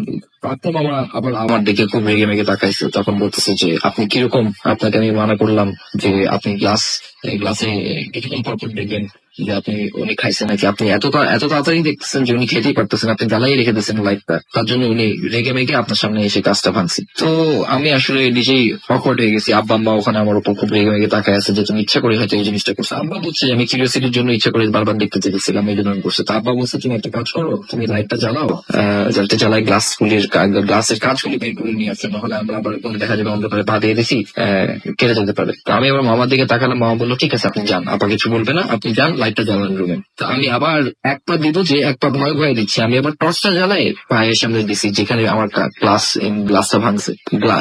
টর্চটা পায়ের সামনে দিয়ে দেখি যে কোনো গ্লাসই নেই, কোনো গ্লাসে কোনো কাজ নাই, কোনো গ্লাসে কিচ্ছু নাই, নাথিং, নাথিং, জাস্ট নাথিং, কোনো গ্লাসই নেই। পুরো এন্টায়ার রুমে গ্লাস নাই, গ্লাসের কাজও যে ভাঙছে এবং আব্বাও হতবাক, আমিও হতবাক, এবং আপনার আত্ম মামা ওখানে একদম চুপ। এরপর আমি রুমের লাইট জ্বালাইছি, লাইট জ্বালিয়ে দেখলাম যে রুমের ভিতরে কিচ্ছু নাই, তসবিটা যেখানে আছে ওখানে এরকম আছে, জায়নামাজটা ওখানে এরকম আছে, বিছানাটাও এরকম, কম্পিউটার টেবিলটাও এরকম, সবই এরকম। আমি পুরো হতভম্ব হয়ে গেছি, হতভম্ব হয়ে আমি আমার ব্যাক করে চলে আসছি। ব্যাক করে চলে এসে আমার তখন মনে হচ্ছে যেটা হইতেই পারে না, আমার সামনে যে জিনিসটা হচ্ছে এটা আসলে কেউ আমার সাথে ব্ল্যাক ম্যাজিক করছে, নাহলে আমার সাথে অথবা যদি কোনো জিন থেকে থাকে তাহলে আত্মা আমাকে বলছে যে আচ্ছা আপনি যে বলতেছেন যে আপা অনেক বছর ধরে আছে এবং আপা একটা মানুষের রূপে আসতে পারে না, তো বলতেছি হ্যাঁ আসতে পারে, আপনি মানুষের রূপে আপনাকে নিয়ে আসেন তো আমরা সামনে সামনে কথা বলি। এইভাবে করে একদম অন্ধকারের মধ্যে উনি দেখতে পাচ্ছে না, উনি আমাদের দেখতে পাচ্ছে, আমি ওনাদের দেখতে পাচ্ছি না, এটা হলো না। যদি মানুষের রূপ নিয়ে আসতেই পারে তাহলে আসুক। আমি বলছে না, আপা মানুষের রূপ নিয়ে তোমাদের সামনে আসবে না, যতক্ষণ পর্যন্ত আপা না চায়, আপা যতক্ষণ পর্যন্ত না চাবে ততক্ষণ পর্যন্ত তোমাদের কারণে আপা মানুষের রূপ নিয়ে আসবে না। তাই আমি বলছি আচ্ছা ঠিক আছে। তো আসলে এর মধ্যে এরপরে আর কোনো কিছুই হয়নি, আমরা ওই রুমটাতে আপাকে ওখানে রেখেছে। আপা সেদিন রাত্রে আমাদের ওখানে ছিল, আম্মা বলছে যে আপনি আমাদের সাথে থাকেন। আফতার মামাও সেদিন আমাদের ওখানে ড্রয়িং রুমে ঘুমাইছে।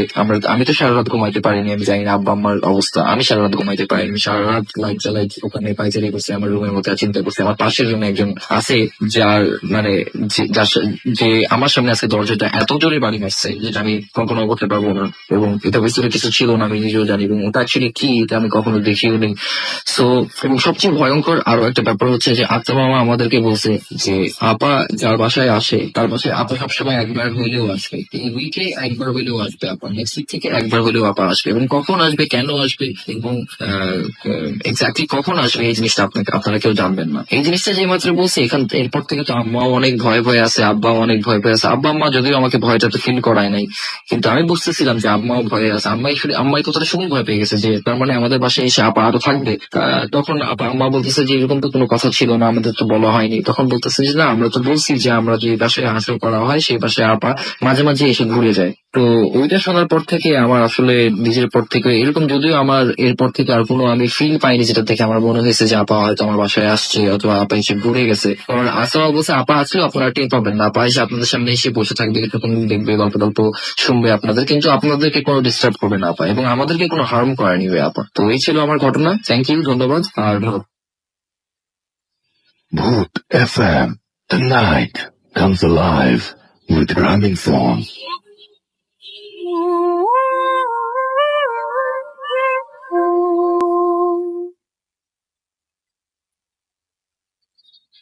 শুনছেন সবসময় রেডিও ফুর্তি 88.1 FM, বাংলাদেশের সর্ববৃহৎ রেডিও নেটওয়ার্ক। ঘড়িতে সময় রাত 1:08। আমি রাসেল আছির সাথে, আমার সাথে রয়েছে মাসুম এবং আজকের অতিথিরা, এবং আশা করছি আপনারা এতক্ষণ পর্যন্ত যে ঘটনাগুলো শুনলেন সেগুলো আপনাদের কাছে ভালো লেগেছে এবং পরবর্তী ঘটনাগুলো ভালো লাগবে সেই প্রত্যাশা রাখি। আমরা সরাসরি চলে যাব পরবর্তী ঘটনায়। আমাদের সাথে এই মুহূর্তে স্টুডিওতে উপস্থিত রয়েছে দিনার, এবং আমরা দিনারের কাছে যাবো। দিনার, কোন ঘটনা? আচ্ছা, শুরুতেই ঈদ মোবারক। জি রাসেল ভাই, আপনাকে ঈদ মোবারক এবং ভূত এফএমের সকল লিসেনার্সদের আমার ঈদ মোবারক। ওকে, সো এটা কি ঈদের পাঞ্জাবি? জি রাসেল ভাই। ওকে, সো আমরা চলে যাই ঘটনায়। ঘটনা কোথায় ঘটেছে? জি রাসেল ভাই, এটা হচ্ছে আমাদের লালবাগের পাশে এলাকা কামরাঙ্গীচর, সেখান থেকে নদী পার হয়ে যেতে হয় একটি জায়গা আছে, তার নাম হচ্ছে খোলামোড়া নামক একটি জায়গা। আচ্ছা, সেখানকার ঘটনা। তো রাসেল ভাই, আমি ঘটনাটি শুনেছি আমার বড় ভাই ডলার মাহমুদ ভাইয়ের কারখানায় কাজ করে তুষার নামের একজন কর্মচারী, ওর মুখ থেকে ঘটনাটি শুনি। তো ও যেভাবে বলেছে আমি ঠিক সেভাবে বলছি। প্লিজ। তো ওর বাবা হচ্ছেন মানে ওই বাসাটা, ওরা যে বাসাটা থাকে সে বাসার একজন কেয়ারটেকার, এবং তাকে ম্যানেজারও বলা যায়। তো ওই বাসার যে ওনার, উনি সেখানে একটা বাসা করেন। তার বাসার বর্ণনাটা আমি আগে দিয়ে নিই। সেটা হচ্ছে এরকম যে খোলামোড়া থেকে আটি যাওয়ার মাঝামাঝি একটি জায়গা ওই বাসাটা, এবং সেই বাসাটা চারপাশ দিয়ে বাউন্ডারি করা ছিল, এবং তার আশেপাশে তেমন কোনো বাসা বাড়ি নেই বললেই চলে, খুব দূরে দূরে অনেক বাসা বাড়ি, ইভেন সেই রাস্তায় কোনো দোকানপাটও নেই। তো যাই হোক, বাসাটা চারপাশ দিয়ে বাউন্ডারি করা ছিল, এবং সেই জায়গাটা মানে ধানি জমি ছিল, তো মানে সেখানে ড্রেজিং করে বালু ফেলে সেখানটায় মানে ভরাট করে বাড়ি করা হয়। তো বাড়িতে মোটামুটি 15-16টার মতো রুম ছিল। তো 15-16টা রুমের ভিতরে ইলেকট্রিসিটির ব্যবস্থা করা ছিল, কিন্তু ইলেকট্রিসিটি যে মেইন কানেকশনটা সেটা তো তখনও নেওয়া হয়নি, এবং সেটা নেওয়া হবে, এবং দ্যাটস ওয়াই সেই বাসায় কোনো ভাড়াটিও দেওয়া হয়নি। তো প্রথম রাতে যে ঘটনাটা সেটা হচ্ছে এরকম যে তুষার আর তুষারের বাবা এবং তার এক ছোট ভাই, তারা ওই রুমের একটা পাশে ঘুমাতেন, এবং তার তুষারের আম্মু আর তার ছোট বোন তার আরেকটা পাশে ঘুমাতেন। তো রুমটা বিশাল বড় থাকার কারণে এবং তখন গরম চলতেছিল এবং তাদের বাসায় যেহেতু আমি বলছি যে ইলেকট্রিসিটি তখনও আসেনি, তো তারা দরজা খুলে ঘুমাতেন। তো তুষারের আম্মু যেটা ফেস করলেন সেটা হচ্ছে রাত 2টা-2:30টার দিকে উনি লক্ষ্য করলেন যে ওনারা যে মশারি টানাইছে সেটা তার মুখের উপরে পড়ে আছে মশারিটা। আচ্ছা। তো উনি মানে একটু বিরক্ত হয়ে লক্ষ্য করলেন যে উনি বের হন মশারি থেকে। উনি বের হয়ে যেটা দেখেন সেটা হচ্ছে যে মশারির যে চারপাশে যে 4টা গিট ছিল সেই 4টা গিটই খোলা এবং তাদের উপরে পড়ে আছে মশারিটা। তো উনি তখন লক্ষ্য করলেন যে তুষারের বাবা যে আরেক পাশে ঘুমাইছে রুমের তারও সেম একই অবস্থা এবং ওনাদেরও মশারি খুলে ওনাদের মুখের উপর পড়ে আছে। তখন তুষারের আম্মু উঠে সেই দোনোটা মশারি ঠিক করে উনি আবার ঘুমিয়ে পড়েন। তো ঘুমিয়ে পড়ার পর উনি সকালবেলা তুষারের বাবাকে ঘটনাটি বলেন। তখন উনি মানে শুনতে পান যে ওনার মানে 2 ছেলে এবং 1 মেয়ের মধ্যে কেউ রাতে ঘুম থেকে ওঠেনি এবং ওদের করারও প্রশ্নই আসে না। হয়তোবা কোনো এক পাশের গিট খুললে কেউ খুলতে পারে, বাট চারপাশের গিট খুলে মশারি ফেলে রাখার মতো কোনো মানে অবস্থা সেখানে নেই। তো রাসেল ভাই এরকম কিছু ঘটনা তাদের সাথে ঘটতে থাকে। তো তারপরে যে ঘটনাটা ঘটে সেটা হচ্ছে এরকম যে ওরা বেসিক্যালি গরমের কারণে রুমের দরজা খুলেই ঘুমাতেন। তো আর বাসা যেহেতু কোনো ভাড়াটিও নাই আর বাসার মেইন গেটটা সবসময় লক করা থাকতো, ভিতর দিয়ে তালা দেওয়া থাকতো, তাই একটু তারা একটু রিল্যাক্সে থাকতেন যে মানে চুরির আর কোনো ভয়টাও থাকতেন না।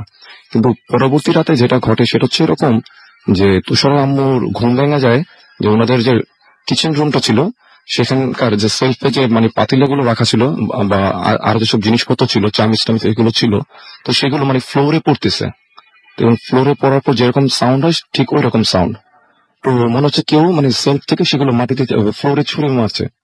তো এটা শোনার পর তুষার আম্মু ভাবে যে হয়তো কোনো চোর টোর হবে। তো তখন তিনি তুষারের বাবাকে ডাক দিয়ে ঘুম থেকে উঠান এবং তারা সবাই একটু ভয় পান যে ওনারা ধরে নেন যে কোনো চোর এসেছে তাদের বাসায়। তো তখন তুষারের বাবা টর্চ নিয়ে যান সেখানে এবং তিনি গিয়ে যেটা দেখেন রাসেল ভাই সেটা হচ্ছে এরকম যে ওনাদের সেলফে যে আসবাবপত্রগুলো ছিল সেগুলো সব আগের অবস্থায়, কোনো কিছু নিচে ফেলা নেই এবং সবকিছু আগের অবস্থায়।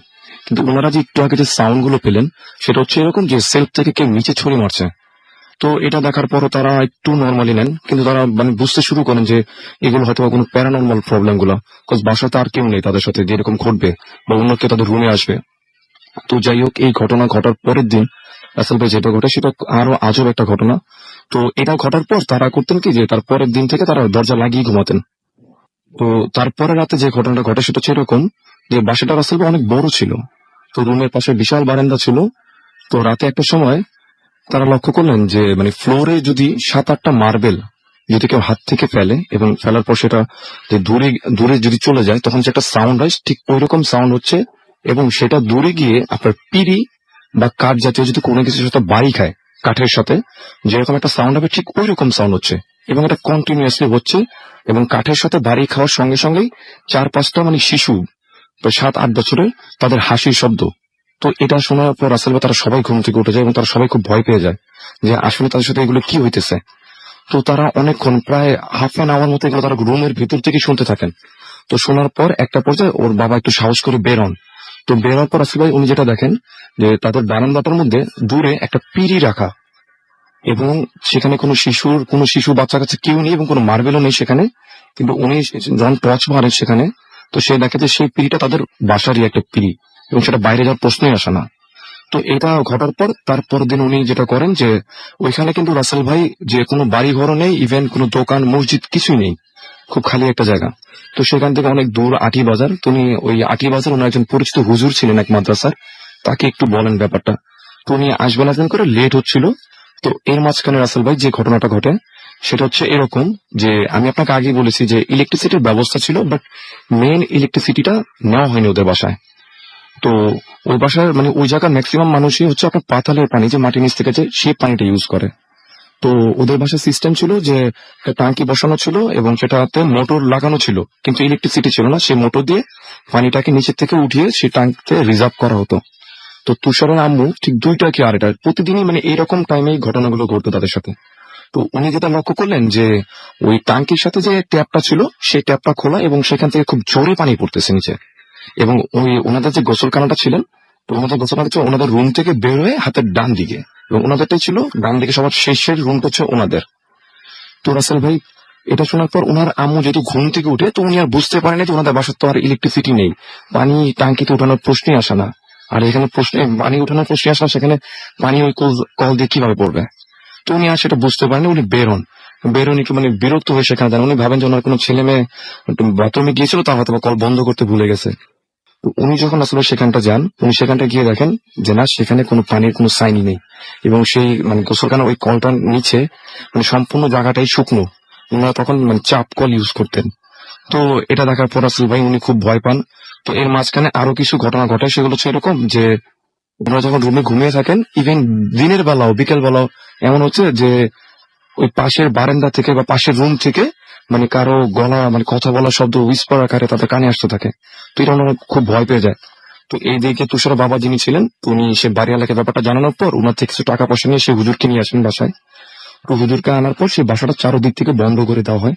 তো বন্ধ করে দেওয়ার পর যেটা হয় যে ওনার ওয়াইফ যিনি ছিলেন, তুষারের আম্মু যিনি ছিলেন, তো উনি আর কোনো মতে রাজি ছিলেন না যে উনি ওনার ছোট ছোট বাচ্চাগুলোকে নিয়ে এখানে থাকবেন।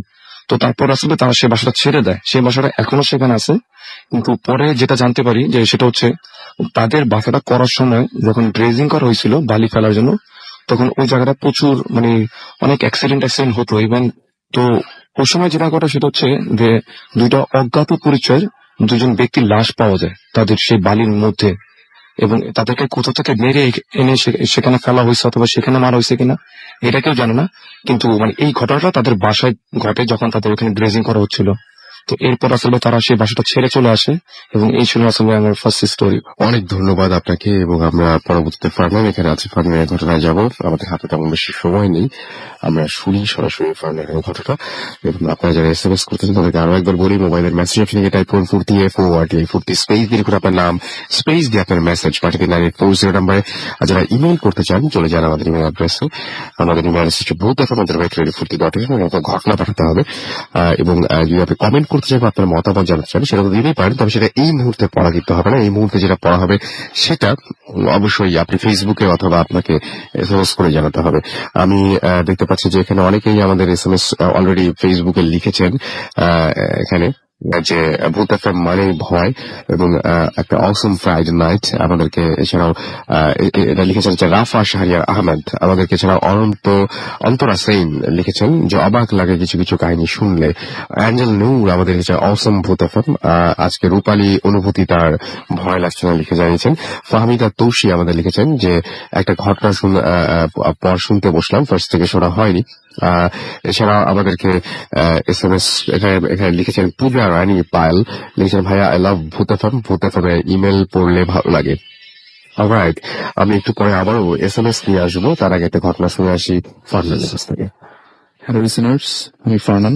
প্রথমে রাসেল ভাই এবং মাসুম ভাইকে জানাচ্ছি ঈদের অনেক শুভেচ্ছা, এবং সেই সাথে রেডিও 40 লিসেনার্স এবং ভূত এফএম যারা লিসেনার্স আছেন তাদের সকলকে জানাচ্ছি ঈদ মোবারক। আর সেই সাথে আমি চলে যাচ্ছি আমার ঘটনায়। আমি এখন প্রথমে যে ঘটনাটা শেয়ার করব সেটি আমার এক কাজিন, যিনি ঢাকার বাইরে কোন একটা মেডিকেল কলেজ হাসপাতালে বর্তমানে ইন্টার্নি করছেন। তো ও ঢাকায় যখন ঈদের ছুটিতে বেড়াতে আসে তখন আমাকে ঘটনাটা শেয়ার করে, এবং এক্স্যাক্টলি এই ঘটনাটা ওকে শেয়ার করেছিল ওর একজন সিনিয়র ডক্টর। তো আমি সঙ্গত কারণে হাসপাতালের নাম, কোনো মানে ঠিকানা, এগুলো কিছুই বলছি না আসলে। তো ঘটনায় চলে যাচ্ছি সরাসরি। তো ঘটনা হচ্ছে এরকম যে গত 6 থেকে 7 বছর আগের ঘটনা এটা, এবং সেটা হচ্ছে যে ওই যে সিনিয়র যে ডক্টর ছিলেন উনি ওনার একটা হাসপাতালে তখন একটা জব করতেন তিনি, এবং যেটা হলো যে ওনার কাছে একদিন একটা কেস আসে, এবং সেই কেসটি ছিল যে একটা সুইসাইড করা একটা মেয়ের লাশ তাকে পোস্টমর্টম করতে হবে। সে যথারীতি সেই লাশটাকে পোস্টমর্টম করে, এবং লাশটাকে তার ফ্যামিলি এরপরে দাফন করে দেওয়া হয়। কিন্তু এরপরে যেটা হয় যে ফ্যামিলির মানুষ যারা যেটা বলে যে এটা তারা যেটা সন্দেহ করে যে এটা হয়তো বা কোনো একটা মার্ডার কেস হতে পারে, মানে সুইসাইড কেস নাও হতে পারে। এই জন্য তারা যেটা করে যে পুলিশি মানে সাহায্য নেয়, এবং পুলিশি ইনভেস্টিগেশনের কারণে লাশটাকে আবারও কবর দেওয়ার 2 দিন পরে লাশটাকে কবর থেকে ওঠানোর প্রয়োজন পড়ে, এবং লাশটাকে সেই একই ওই যে সিনিয়র ডক্টর উনি নিজের হাতে আবারও পোস্টমর্টম করেন। তো লাশটা থেকে যথেষ্ট এভিডেন্স কালেকশন করার পরে তো ওই ডক্টর যেটা করেন যে মেয়েটার ফ্যামিলিকে বলে যে লাশটাকে আবার কবর দিতে না করে, এবং যেটা বলে যে লাশটাকে এই হসপিটালের কোন একটা মর্গে রেখে দিবে, কেননা যেহেতু পুলিশ ইনভেস্টিগেশনের ঘটনা তো লাশটাকে দেখা যেতে পারে যে কিছুদিন পর পর হয়তো বা কবর থেকে উঠানো দরকার পড়তে পারে। তো এই কারণে দেখা যাবে যে লাশটা পচে যাবে এবং অনেক ধরনের এভিডেন্স নষ্ট হয়ে যেতে পারে। তো সেই কারণে সে যেটা সাজেস্ট করে যে লাশটাকে তারা ওই হাসপাতালের মর্গে রেখে দেবে শুধুমাত্র পুলিশ ইনভেস্টিগেশনের জন্য। এবং সেই ভাবেই তারা ওই লাশটাকে তারা সেকেন্ড বার পোস্টমর্টম করার পরে সেদিন বিকালবেলায় লাশটাকে ওই হাসপাতালের একটা মর্গে তারা রেখে দেয়। এবং ওদিন রাত্রেই এবং সেদিন রাত্রেই যেটা ঘটনা ঘটে ডক্টরের সাথে সেটাই আমি শেয়ার করবো। তো উনি সেদিন রাত্রে তার যে ওয়ার্ড সেই ওয়ার্ডে সে মানে উনি নাইট ডিউটিতে ছিলেন এবং উনি তখন একাই তার রুমে বসা ছিলেন এবং উনি যে ফ্লোরটাতে নাইট ডিউটিতে ছিলেন সেই ফ্লোরটাতে উনি একাই মানে কর্তব্যরত ডক্টর ছিলেন নাইট ডিউটিতে এবং আশেপাশে যে ওয়ার্ড গুলো ছিল সেগুলো প্রায় সব খালি ছিল। কেননা নিচের ফ্লোরে যেটা হয় যে রোগীরা সব ভর্তি থাকে, কিন্তু উপরের ফ্লোরে কোনো রোগী থাকার ব্যবস্থা নেই। উপরের ফ্লোরে হচ্ছে কয়েকটা ক্যাবিন, ডক্টরদের ক্যাবিন এবং লাশঘর এবং পাশে একটা ওটি। আর সেদিন রাতে যেটা হয় যে লাশঘরের যে সিকিউরিটি গার্ড উনি একাই সেখানে উপস্থিত ছিল এবং এই যে সিনিয়র ডক্টর উনি ওনার ক্যাবিনে বসাছিলেন। এর মানে দুজন ছাড়া সেই ফ্লোরে আর কেউ ছিল না। ঠিক রাত 12টা কি 12:30টার দিকে যে কর্তব্যরত ডক্টর ছিলেন উনি, আমার কাছে যেটা মনে হয় যে ওনার বেশ ঘুম আসতে থাকে। তো উনি যেটা করে যে কোনো একটা সময় তার মনে হয় যে সে ওই তার যে ওটি রুম সেই ওটি রুমে তার যাবার কোন একটা কারণে তার প্রয়োজন পড়ে এবং উনি যেটা করে যে ওনার ক্যাবিন থেকে বের হওয়ার পরে সেই তার যে ক্যাবিনের পরে যে করিডোরটা সেটা ক্রস করার পরে তারপরে হচ্ছে আপনার সেই কি বলে ওই লাশঘরের গেট এবং তারপরে হচ্ছে ওটি রুম। এর মানে ওটি রুমে যাওয়ার জন্য তাকে লাশঘর থেকে পেরিয়ে তারপর যেতে হবে। উনি যখন করিডোরটা ক্রস করে লাশঘরের কাছাকাছি তখন উনি যেটা দেখে যে লাশঘরের গেটটা একদম খোলা, মনে হচ্ছে ভেতরে কেউ গিয়েছে, কিন্তু এতটা লাশঘরের সেখানে কারো অথরিটি নেই এবং লাশঘরের বাইরে যে সিকিউরিটি গার্ড সেখানে অনুপস্থিত। তো উনি যেটা চিন্তা করেন যে আমি লাশঘরের ভিতরে দেখে আসি কোনো প্রবলেম হলো কিনা। উনি যেটা করে যে লাশঘরের ভিতরে যায় এবং দেখে যে লাশঘরের ভিতরে লাইটটা জ্বালানো এবং লাশঘরের ভিতরে অনেকগুলো ফ্রিজার রাখা ছিল এবং সেখানে 271 নামের যে একটা ফ্রিজার ছিল ক্রমিক নম্বরের, সেই ফ্রিজারটা তখন খোলা ছিল। সে দূর থেকে দেখার পরে সাথে সাথে চিনতে পারে সেই ফ্রিজারটা এটা হচ্ছে সেই ফ্রিজার যে ফ্রিজারে আজকে বিকালবেলা ওই মেয়েটার লাশটাকে দ্বিতীয়বার পোস্টমর্টম করে রাখা হয়েছিল। কিন্তু এত রাতে ফ্রিজার খোলার অথরিটি কারো নেই, শুধুমাত্র যারা কর্তব্যরত ডক্টর তারাই এই ফ্রিজারটা খুলতে পারে এবং এগুলা যথেষ্ট সিকিউরিটি কোড দিয়ে লক করা থাকে। তো উনি যেটা করে যে সাথে সাথে সেই ফ্রিজারটা সামনে যায় এবং দেখে যে ফ্রিজারের ভিতর থেকে লাইট বের হচ্ছে, মানে ফ্রিজারের ভিতরে যে লাইটটা সেটা অন করা, যেহেতু ফ্রিজারটা খোলা এবং সে ভিতরে ভালো মতো দেখে যে হ্যাঁ ভিতরে ওই মেয়েটার লাশটা রাখা আছে এবং মেয়েটার লাশটা থেকে অনেকটা মাংস পচা গন্ধ এবং অনেকটা মেডিসিন একসাথে মিক্স করলে যেরকম গন্ধ সেরকম গন্ধ বেরোচ্ছে। সে সাথে সাথে সে ফ্রিজারটাকে ভালো মতো কোড দিয়ে লক করে দেয় এবং সাথে সাথে পেছন ফিরে চলে আসার জন্য মানে প্রস্তুত হয়। ঠিক সেই সময় তার চোখে একটা অদ্ভুত জিনিস পড়ে এবং সেটা হচ্ছে তার সামনাসামনি যে তার যে ফ্লোরটা যেখান থেকে সে হেঁটে যাবে সেখানে অনেকগুলা ফুট স্টেপ এবং এই ফুট স্টেপটা অনেকটা মনে হবে যে কেউ যদি রক্ত মাখা পায়ে হেঁটে যায় ঠিক সেরকম অনেকগুলো ফুট স্টেপ সামনের দিকে চলে গেছে এবং ওটা শেষ হয়েছে একদম সেই লাশঘরের যে এক্সিট দরজা সেইখানে গিয়ে। সে সাথে সাথে এটা দেখার পরে বেশ একটু অবাক হয়ে যায়, এটা কি দেখলাম আসলে আমি। সে সাথে সাথে যেটা করে আবারও পেছন ফিরে সেই যে কি বলে ফ্রিজারটাকে সেটাকে আবারও অন করে, 271 নম্বর যে ফ্রিজারটা সেটাকে আবারও খুলে দেখে যে লাশটা আছে কিনা। সে যখন ফ্রিজারটাকে অন করে সে দেখে যে ভিতরে লাশটা নেই, কিন্তু কিছু মুহূর্ত আগে লাশটা এখানেই ছিল। হঠাৎ করে কয়েক মুহূর্তের মধ্যে লাশটা কোথায় চলে গেল সে বেশ ভয় পেয়ে যায় এবং সে যেটা করে যে এক দৌড়ে সেখান থেকে বের হয়ে যাওয়ার চেষ্টা করে। সে যখনই সে লাশ ঘরটা থেকে বের হওয়ার সাথে সাথে সে যেটা দেখে যে আশেপাশে কোনো সিকিউরিটি গার্ড নেই, কেউ নেই। সে প্রচন্ড জোরে শব্দ করে চিৎকার করার চেষ্টা করে, কিন্তু মনে হচ্ছিল তার গলা যেন কেউ যেন চেপে ধরেছে, সে কথা বলতে পারছিল না এবং সে শুধুমাত্র সে মানে দেখতে পাচ্ছে এরকম মনে হচ্ছে। এবং সে আরো দেখলো যে লাশ ঘরের বাহিরে সেই যে ব্লাডের যে ফুটস্টেপ গুলো সেগুলো একদম ডাইরেক্ট চলে গেছে করিডোর ক্রস করে তার ক্যাবিনের দিকে এবং এই ফুটস্টেপটা মনে হচ্ছে তার ক্যাবিনের দরজার ঠিক পেছনে এসে শেষ হয়েছে। সে সাথে সাথে আস্তে আস্তে সেই ফুটস্টেপটাকে ফলো করতে করতে একদম তার ক্যাবিনের দরজার পেছন বরাবর চলে আসে এবং যখনই সে তার ক্যাবিনের দরজাটা খুলতে যাবে ঠিক তখনই তার কাছে মনে হচ্ছিল যে কেউ একজন তাকে অনেক জোরে ধাক্কা দিচ্ছে এবং হঠাৎ করে সে যেটা খেয়াল করে যে সে তার ক্যাবিনে বসা, মানে সে যেটা ফিল করে যে সে তার ক্যাবিনে বসা এবং তাকে একজন ঘুম থেকে জাগাচ্ছে এবং সে হচ্ছে ওই সিকিউরিটি গার্ডটা যে কিনা ওই লাশ ঘরের যে সিকিউরিটি গার্ড উনি জাগাচ্ছে এবং বলতেছে স্যার যে আমি কিছুক্ষণের জন্য আধা ঘন্টার জন্য বাইরে যাব, তো আপনাকে আমি লাশ ঘরের চাবিটা দিয়ে গেলাম। তো এতক্ষণ যেটা হচ্ছিল সেটা আসলে সে বুঝতে পারলো এটা একটা ব্যাড ড্রিম ছিল। মানে সে ওই ওটি রুমেও যায়নি, লাশ ঘরেও যায়নি, সে তার ক্যাবিনেই বসা ছিল এবং সে হঠাৎ করে ঘুমিয়ে যায় এবং এই স্বপ্নটা সে দেখে। এবং যখন ওই সিকিউরিটি গার্ড তার থেকে বিদায় নিয়ে চলে গেল, তখন সে যেটা রিয়ালাইজ করলো হয়তো সারাদিন অনেক ক্লান্ত ছিল এবং এই পোস্টমর্টম সে নিজেই দুবার করেছিল, হয়তো এই কারণেই একটা ব্যাড ড্রিম সে দেখেছে। এবং সে তখন যেটা চিন্তা করলো যে আমি একটু যে ওই লাশ ঘরটা ভালো মতো দেখে আসি, আসলে কি কোনো প্রবলেম আছে না আসলে, মানে যেটা মানে সে যে স্বপ্ন দেখেছে সেটা কনফার্ম করার জন্য সে আবারও সেই লাশ ঘরটা দিয়ে গেল। এবং সে যখন এবার লাশ ঘরটা দিয়ে গেল, সে দেখলো যে লাশ ঘরের গেটটা লক করা। সে লাশ ঘরটাকে খুললো এবং ভিতরে যে দেখলো যে না, ফ্রিজারটা তখন অফ করা, মানে সবই ঠিক আছে, মানে কিছুক্ষণ আগে যেটা ছিল সেটা ছিল একটা স্বপ্ন। সে সাথে সাথে ফ্রিজারটাকে অন করলো আবার, এবং অন করে দেখলো যে হ্যাঁ, ভিতরে লাস্টে ঠিকই আছে। সেই ফ্রিজারটাকে অফ করে আবারও সে ব্যাক করে এক্সিট দরজার দিকে যখনই সে যাবে, তখনই তার চোখে আবারও সেই অদ্ভুত জিনিসটা চোখে পড়লো। এবং সেটা হচ্ছে সেই ব্লাড ব্লাড মাখা পায়ে কেউ যদি হেঁটে যায়, সেই ফুটস্টেপটা যেটা সে একটু আগে স্বপ্ন দেখেছিল, সেই একই জিনিস সে বাস্তবে দেখতে বাস্তবে পাচ্ছে। সে দেখতে পাচ্ছে। এবং সে যেটা করে যে সে যেটা ফিল করে যে সে বলে যে তার নাকি সে মনে হয় যে হিপ্নোটাইজ হয়ে গেছে, এবং সে কোনো কিছু চিৎকার করে না, কিচ্ছু করে না। সে যেটা করে যে ফুড স্টেপটাকে আস্তে আস্তে ফলো করতে করতে সেটার পেছন পেছন যায়, যেভাবে সে স্বপ্নে গিয়েছিল। এবং সাথে সাথে সেই লাশগুলোর এক্সিট দরজাটা খুলে, এবং খোলার পরে এবার যেটা হয় যে ফুড স্টেপটা ঠিক তার বিপরীত দিকে চলে গেছে। স্বপ্নে যেমন যেটা ছিল যে মানে তার ক্যাবিনের দিকে, কিন্তু এবার সেটা হচ্ছে তার ঠিক বিপরীত দিকে, ওটি রুমের দিকে। যে ওটি রুমে আজকে বিকাল বেলা সেই লাশটাকে পোস্টমর্টম করানো হয়েছিল, সেই ওটি রুমটার দিকে সেই ফুটস্টেপটা হেঁটে হেঁটে চলে গেছে। মনে হচ্ছে বেশ কিছুক্ষণ আগে কেউ একজন হেঁটে সেই ওটি রুমের ভিতরে প্রবেশ করেছে। সে সাথে সাথে হিপ্নোটাইজের মতো সেই ফুটস্টেপটাকে ফলো করতে করতে সেই ওটি রুমের দরজাটা দিয়ে যায়, এবং যেখানে এসে সেই ফুটস্টেপ শেষ হয়, সে ওটি রুমের দরজাটা খুলে, এবং খোলার সাথে সাথে তার চোখের সামনে পড়ে একটা স্ট্রেচার, এবং যে সেই স্ট্রেচারটাতে বিকালবেলা লাশটাকে পোস্টমর্টম করা হয়, এবং ঠিক সেই স্ট্রেচারটার উপরে রাখা সেই লাশটা, সেই মেয়েটার লাশকে সে আজকে পোস্টমর্টম করেছে, ঠিক সেইভাবে লাশটা সেভাবে শোয়ানো রাখা। এবং সাথে সাথে সে যেটা খেয়াল করলো যে সেই লাশটার মাথাটা হঠাৎ করে ঘুরে গেল, এবং তাকে বলল, তার দিকে খুব ভয়ানক দৃষ্টিতে তাকিয়েছিল সেটা, এবং তার দেখে মনে হবে যে চোখগুলো মনে হয় খুলে পড়ে যাবে, এরকম কিছু ভয়ানক একটা দৃষ্টি। এবং লাস্টে তাকে বলা শুরু করলো যে আমি কবরে যাব, আমাকে কবরে যেতে দাও। এই কথাটা শোনার পরে তার আর কোনো কিছু খেয়াল নেই।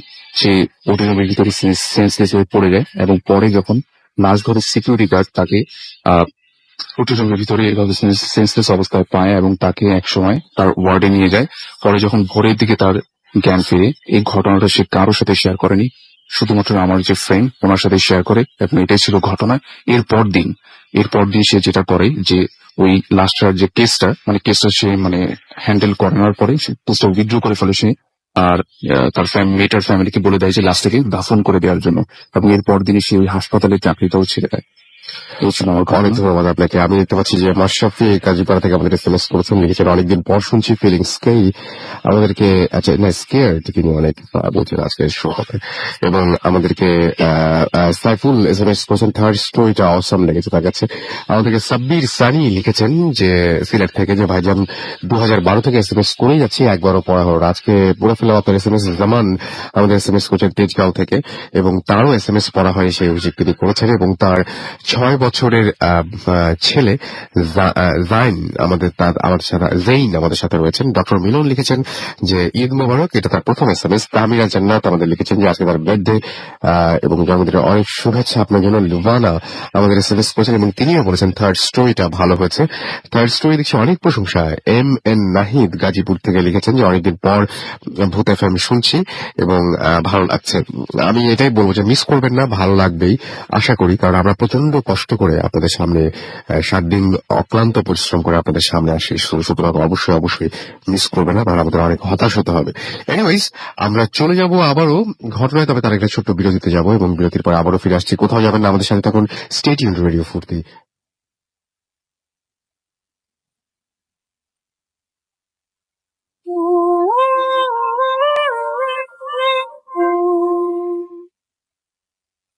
That's right, the night comes alive with গ্রামীণ ফোন। শুনছেন সব সময় রেডিও ফুর্তি, ঘড়িতে সময় 1:33। আমি রাসেল আছি সাথে। আর একটার পর একটা দারুণ দারুণ ঘটনা আমরা শুনছি। আপনারাও ফেসবুকে দেখতে পাচ্ছি লিখছেন যে রাসেল ভাই আজ একটু ভয় আছে, লিখেছেন NK খোকন। এছাড়াও আমাদেরকে আরো অনেকেই লিখেছেন। শাহিদুর শাকিল লিখেছেন খুব ভালো লাগছে। আমাদেরকে সোহাগ তন্ময় SMS করেছেন, এখানে লিখেছেন, কমেন্ট করেছেন। অধরা আখতার অথই আমাদের এখানে কমেন্ট করেছেন। আমাদের এখানে কমেন্ট করেছেন বাগেরহাট বয় পল, লিখেছেন যে অডিও ক্লিপস তার কাছে ভালো লেগেছে, ফার্নারের স্টোরিটা তার কাছে ভালো লেগেছে। বিশ্বজিৎ সূত্রধর আমাদের এছাড়া অনেকদিন পর ভূত এফএমে জয়েন করলাম, এবং আমাদেরকে এছাড়াও আরো অনেকেই লিখছেন। আমাদেরকে বাপ্পি চন্দ্র লিখেছেন যে ঘোস্ট বলে পৃথিবীতে কিছু আছে কিনা। I don't think so. মানে আমি আপনাকে উল্টা প্রশ্ন করতে পারি যে আপনি কিভাবে বলতে পারছেন যে আপনি, মানে আই ডোন্ট থিঙ্ক সো এই কথাটা আপনি কিভাবে বলছেন, সেটা কি আপনি প্রমাণ করতে পারবেন? সো সেটা যদি প্রমাণ করতে না পারেন তাহলে আগের কোশ্চেনটাও কিন্তু আসলে কোনো মানে অর্থ বহন করে না আর কি।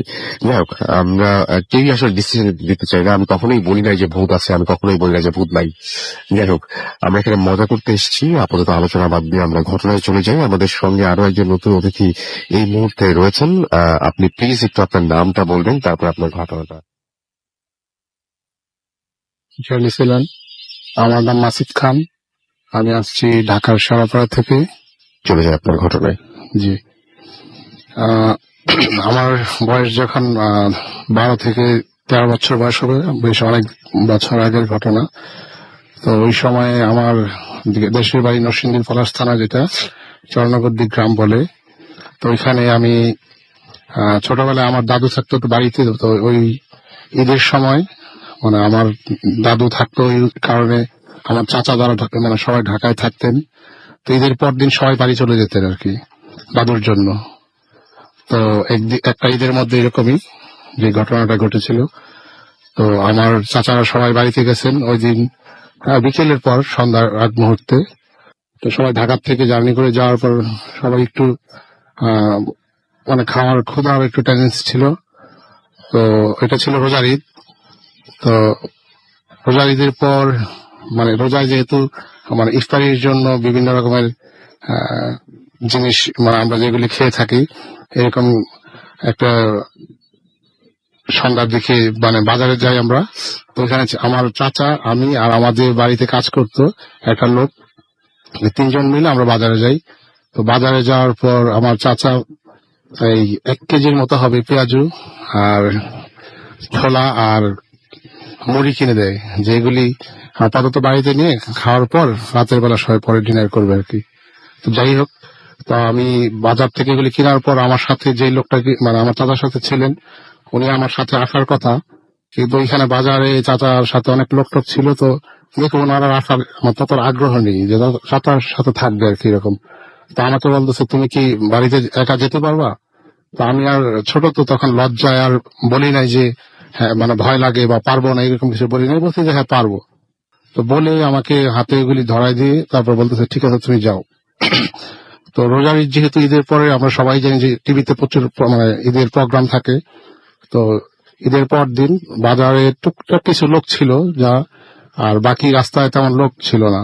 তো বাজার থেকে বাড়িতে আসার জন্য 2টা পথ ছিল আমাদের। একটা মেইন রোড বলে যেটা দিয়ে বাস বা গাড়ি চলে, আর একটা হচ্ছে ভিতর দিয়ে একটা রাস্তা ছিল জমির উপর দিয়ে। তো মেইন রোড যেটা ছিল ওর ওইখান দিয়ে আসতে হলে মাঝখানে একটা জায়গা পড়ে, মানে গ্রামে আমাদের যেটা বলতে আর কি যে মন্দির খোলা। তো ওইখানে প্রচুর বাঁশের যার কবর ছিল। তো সবাই ভয় পেত এই জায়গাটাকে। তো ভয় পাওয়ার কারণে এদিক দিয়ে সন্ধ্যার পর বড় বড় মানুষ যারা তারাও মানে আসতে ভয় পেত। তো আমি ছোট যেহেতু আমার তো অবশ্যই ভয় লাগতে নিত। তো আমি আর চিন্তা করলাম যে ওই দিক দিয়ে যাওয়া যাবে না, তো জমির উপর দিয়ে যে রাস্তাটা আছে ওই দিক দিয়ে দেখি চলে যাই। তো বাজারের শেষ প্রান্তে এসে দাঁড়িয়ে আছি যে মানে যাওয়ার জন্য। তো হঠাৎ ভয় লাগতেছে ভিতরে যে আসলে কেউ নাই, কিভাবে যাই দিক দিয়ে মানে জমির দিক দিয়ে করতে। জমিতে মানে গাছপালা যেগুলো আছে, কলা ক্ষেত, নরসিংদী সবাই জানে যে নরসিংদীতে মানে সাগর কলার জন্য বিখ্যাত। তো প্রচুর কলা ক্ষেত বা আখ ক্ষেত সব এইরকম। তো আমি চিন্তা করলাম কিছুক্ষণ দাঁড়ায় দেখি মানে 1-2 জন লোক আসে কিনা যার সাথে আমি মানে পথ ধরে একসাথে চলে যেতে পারি। তো এরকম 5-7 মিনিট বা 10 মিনিট ওয়েট করছে, দেখি কেউ আসে না। তারপর সময় চিন্তা করলাম কতক্ষণ আর দাঁড়াতো, থাক আস্তে আস্তে নেমে চলে যাই। তো একটু একটু করে হাঁটতেছি, তো হাতে আমার চিন্তা হচ্ছিল ভিতরে যে ছোটবেলায় শুনতাম যে তেলের ভাজা জিনিস এই ধরনের কোনো কিছু থাকলে সাথে ভূতের ভয় থাকে, যেগুলি নাকি পছন্দ করে ওরা। তো ভিতরে এরকম একটু একটু ভয় কাজ করতেছিল। তো কিছু দূর হাঁটতে যখন সামনে এগোচ্ছি, হঠাৎ করে নিচের থেকে সামনের দিকে চোখ গেল। তো চোখ যাওয়ার পর হঠাৎ করে আমাদের ওই সময় শীতের সিজন ছিল, ফসলের জমি যেগুলি ধান টান হতে ব্যাঙের সবজি হতে এগুলি কাটা ছিল। তো একটা জমির মধ্যে মূলো করা আর কি, মূলর বলে সবজি। তো ওই জমির মধ্যে হঠাৎ করে দিকে চোখ গেল। চোখ যাওয়ার পরে দেখি যে জমির মাঝখানে সাদা কি যেন একটা আবরণ বসে আছে। যাই হোক, তারপরে আমি ভাবলাম যে হয়তো পারে যে এইসব জমির মধ্যে পাহারা দেওয়ার জন্য ছোট ঘরের মতো করে, যেগুলিতে রাতে থাকে মানুষ, চুরি না হয়। তো এরকম একটা সান্ত্বনা দিয়ে পথ সামনের দিকে এগোচ্ছিলাম। তো আস্তে আস্তে সামনে যাচ্ছি, আর ভয়টা বেশি কাজ করছে যে না, কি যেন একটা সাদা আসলে জিনিসটা ধবধবে দুধের মতো। তো ওই যে জমিটার এরকম সাদা জিনিসটা দেখতেছিলাম, ওই জমিটার কর্নারের মধ্যে আবার আমার রাস্তার পাশেই পরে একটা কবর, যেটা কিছুদিন হয় একটা লোক আমাদের গ্রামের মারা গেছিল, ওনার কবর দেওয়া এখানে। হঠাৎ মনে হলো যে আরে, আমি তো যেদিকে যাচ্ছি তো আমার তো একবারে সাথেই কবরটা পড়বে। তো তারপর আর বেশি ভয় লাগতেছিল। তো আল্লাহর নাম হঠাৎ মনে হলো যে আল্লাহকে ডাকতে ডাকতে ছোড়া পরে সামনে এগোই। তখন করতে যে সামনে এগোতে যখন কবরের কাছাকাছি আসে ওইদিকে, তখন তাকাই দেখি যে ওই জিনিসটা আসলে একটা সাদা মানুষের মতো, বিরাট আকৃতির, কিন্তু আমি চেহারাটা দেখতে পাচ্ছি না, এরকম ঘোলা ওই জিনিসটা। প্রচন্ড ভয় লাগছে দেখে। তো আবার কবরটা ক্রস করে আল্লাহকে ডাকতে ডাকতে সামনের দিকে চলে গেলাম। তো আবার ছোটবেলা শুনতাম যে পিছনের দিকে তাকাইলে ভূত বা এই ধরনের জিনিস যেগুলি আছে তারা নাকি ঘাড় মোটকে ধরে এরকমের। তো ভয়ে আমি আর পিছনে তাকাইনি, আল্লাহকে ডাকতে ডাকতে সামনে খুব স্পিডে হাঁটতেছি। আর মনে হচ্ছে যে পিছনে ধুক পায়ের শব্দ পাচ্ছি, যেন কি যেন আমার পিছনে আসলে হাঁটতেছে আর আমাকে এই ধরে ফেলতেছে। যাই হোক, তারপর আমি খুব দ্রুত হাঁটার চেষ্টা করতেছি। তো গ্রামের যে কলা ক্ষেত বলে, কলা গাছ, ওই গাছের কিন্তু শুকনা ডালগুলি আসলে গাছের পাশে যখন নিচের দিকে পড়ে থাকে, সন্ধ্যার পর বা রাতের বেলা মনে হয় যে গাছের পাশে কে যেন ধরে দাঁড়ায় আছে এরকম একটা। তো এইরকমের একটা পরিবেশের মাঝখান দিয়ে যখন আমি আসতেছিলাম, তখন প্রায় আমি আটকে উঠতেছিলাম যে এই বুঝি সামনে একটা কলা গাছের পাশে কে দাঁড়ায় আছে। তো এরকম করতে করতে যখন সামনে আসতেছি, তখন আল্লাহকে প্রচুর ডাকতেছি আর ভাবতেছিলাম যে আল্লাহ, একটা লোকের যদি শব্দ পেতাম তাহলে একটু ভিতরে প্রাণটা ফিরে পেতাম যে কেউ একজন আছে। এত ভয়ে ছিলাম। তো একটু সামনে এগোনোর পরই এক পাশে আমার ডান পাশে কলা ক্ষেত, আর বাম পাশে হচ্ছে একটা আখ ক্ষেত। হ্যাঁ, তো ওই আখ ক্ষেতের মাঝখানে কতটুকু জায়গা আখ গাছগুলি নিচের দিকে পড়ে আছে। এমন সময় দেখি যে হঠাৎ করে দিকে চোখ গেল, দেখি যে বিশাল আকৃতির 18-20 ফিটের মতো লম্বা, অনেক বড় দেহের। আমি ফেসটা দেখতেছি না, বডির একটা লোক হাতের করে দাঁড়ায় আছে। তো দেখে তো আমার ভিতরে আরো ভয়, একবারে চিৎকার দেওয়ার মতো অবস্থা। তো যাই আল্লাহকে ডাকতে ডাকতে চিন্তা করলাম যে আল্লাহ, যে রাস্তাটা কখন শেষ হবে আর আমি জায়গাটা কিভাবে পাস করব। তারপর একটু পর দুটা জমি একটু হাঁটতে সামনে গেলাম, ক্ষেতগুলি শেষ হলো। এমন সময় সামনে দেখি যে একটা মসজিদ, আমাদের যে গ্রামের মসজিদ, এখানে লাইট জ্বলতেছে বাইরের। ওটা দেখে মনে হয়েছে যে আল্লাহর ঘর, ভিতরে প্রাণ ফিরে পেলাম। তখন মাঝখানে যে জমিটুকু ছিল, আমি রাস্তা দিয়ে হাঁটি নাই, মাঝখান দিয়ে এই হাল চাষ করা ছিল জমিগুলো, এগুলির উপর দিয়ে দৌড় দিয়ে একবার মসজিদের সামনে গিয়ে পরে আমি মনে হচ্ছে যে প্রাণ ফিরে পেলাম। অনেকক্ষণ তারপর দাঁড়ায় নিঃশ্বাস টিশ্বাস সব স্বাভাবিক হওয়ার পর আস্তে আস্তে আমি বাড়ি ছিল পাশ দিয়ে, বাড়ির ভিতর দিয়ে হেঁটে পরে আমি আমার বাড়িতে গিয়েছিলাম আর কি।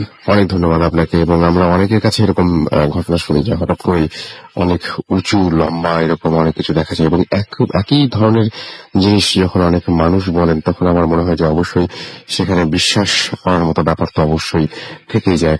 যাই হোক, আমাদের কাছে অনেক SMS রয়েছে, সেই SMS গুলো পড়ার আসলে সময় খুব কম। আমরা পরবর্তী ঘটনায় যাব এবং বাবু ভাই এখানে রয়েছেন, হাতে অল্প খুব সময় রয়েছে। একটা ছোট্ট ঘটনা শুনবো আমাদের কাছ থেকে। আশা করছি যে এর মাঝখানে আপনারাও SMS করবেন। মোবাইলের মেসেজ অপশনে টাইপ করে ফুর্তি স্পেস দিয়ে আপনার নাম স্পেস দিয়ে আপনার মেসেজ পাঠিয়ে দিন 9840 নম্বরে। চলে আসবে বাবু ভাইয়ের কাছে। রাসেল ভাই, থ্যাংক ইউ। এই ঘটনা হচ্ছে মিরপুরের ঘটনা একটা। তো ওই জায়গাটা একসময় আপনার ওয়েল ডেভেলপ ছিল না, আমি যেখানকার কথা বলতেছি, ব্যাক ইন 85-84 এরকম একটা ঘটনা এলাকার সময়কার। তখন আপনার মিরপুর তালতলা এলাকার থেকে মাটির রাস্তা ছিল, পুরোটা বালি ফেলানো আর কি, আপ টু 10 নম্বর। আর আমি বলছি আপনার সেই 12 নম্বর সেক্টর এরকম একটা অঞ্চলের ঘটনা। তো যাক, যেই মানে বাসাটার ওখানেই করে, মানে আপনার যে বাসাটার ওখানে মানে যে জায়গা কিনে, তো সেই জায়গাটা কিনে খুব অল্প প্রাইসে ওখানে, এবং ওনাকে বলে আর কি, আশেপাশে কিছু মানুষ বলে যে এই জায়গাটা ভালো না। তো বলে ভালো না মানে কি, ভালো না বলতে কি বোঝাচ্ছেন? তাহলে এই জায়গার মধ্যে মানে অনেক সমস্যা আছে। আপনি যেখানে কিনছেন এই জায়গার মানে যে মালিক ছিল, সে ছিল আসলে আপনার একজন বিহারি, এবং তাকে মেরে ফেলা হয় এবং এই জায়গাটা দখল করা হয়। পরবর্তীতে সরকার যখন বাংলাদেশ হয়ে যায়, বাংলাদেশ সরকারের সময় আস্তে ধীরে সরকার এটাকে রিটেক করে, তারপর কার কাছে বিক্রি হয়, বাট জায়গাটা এইভাবে পড়ে আছে। এখন যার কাছ থেকে কিনতেছেন সে লিগাল মালিক না, এবং জায়গার মধ্যে সমস্যা আছে। তো উনি এগুলো শুনে না, উনি এটা কিনে অল্প টাকা দিয়ে কেনার পর উনি এখানে কনস্ট্রাকশন শুরু করে আর কি, বাড়ি ঘরের। তো যখন কনস্ট্রাকশন করে তখনই নাকি ওখানে এই মিস্ত্রিরা প্রায় দুর্ঘটনায় পড়তো। আপনার দেখা যাচ্ছে যে ওই করতেছে, মাটি কাটতেছে, মাটির পাড় ভেঙে ভেঙে পড়ে যায় বারবার। মানে এটা একটা নর্মাল প্রসেস। বাড়ি করার সময় নর্মালি যখন আপনার কলাম করার জন্য মানুষ কাটে, প্রায় পাড় ভাঙে, কিন্তু এটা অ্যাবনর্মালি ভাঙতো। মানে যেটার সাথে নর্মাল যে একটা সিস্টেম আছে সেরকম না, পুরো একটা ইনট্যাক্ট পাড়, যেটা ভাঙার কথা না, ওরা কেটে ওটা পড়ে যেত। কয়েকবার করে এরকম পাড় ভাঙছে, এবং ওটার মধ্যে মিস্ত্রিও মারা গেছে। তো এর মধ্যে একজন ওনাদেরকে সাজেশন দেয় যে আপনারা এখানে কিছুই করেন, মিলাদ টিলাদ পড়ান, তারপরে কিছুই দেন, হ্যাঁ, করে আপনার কাজ করতে পারবেন। মানে কিছু একটা মানে প্রাণী মানে খাসি টাসি কিছু দিয়ে দেন এসে। তো উনি ওগুলা শুনে উনি ওগুলা করে উনি ওই মানুষ খাওয়াটা উনি কাজে হাত দেয়।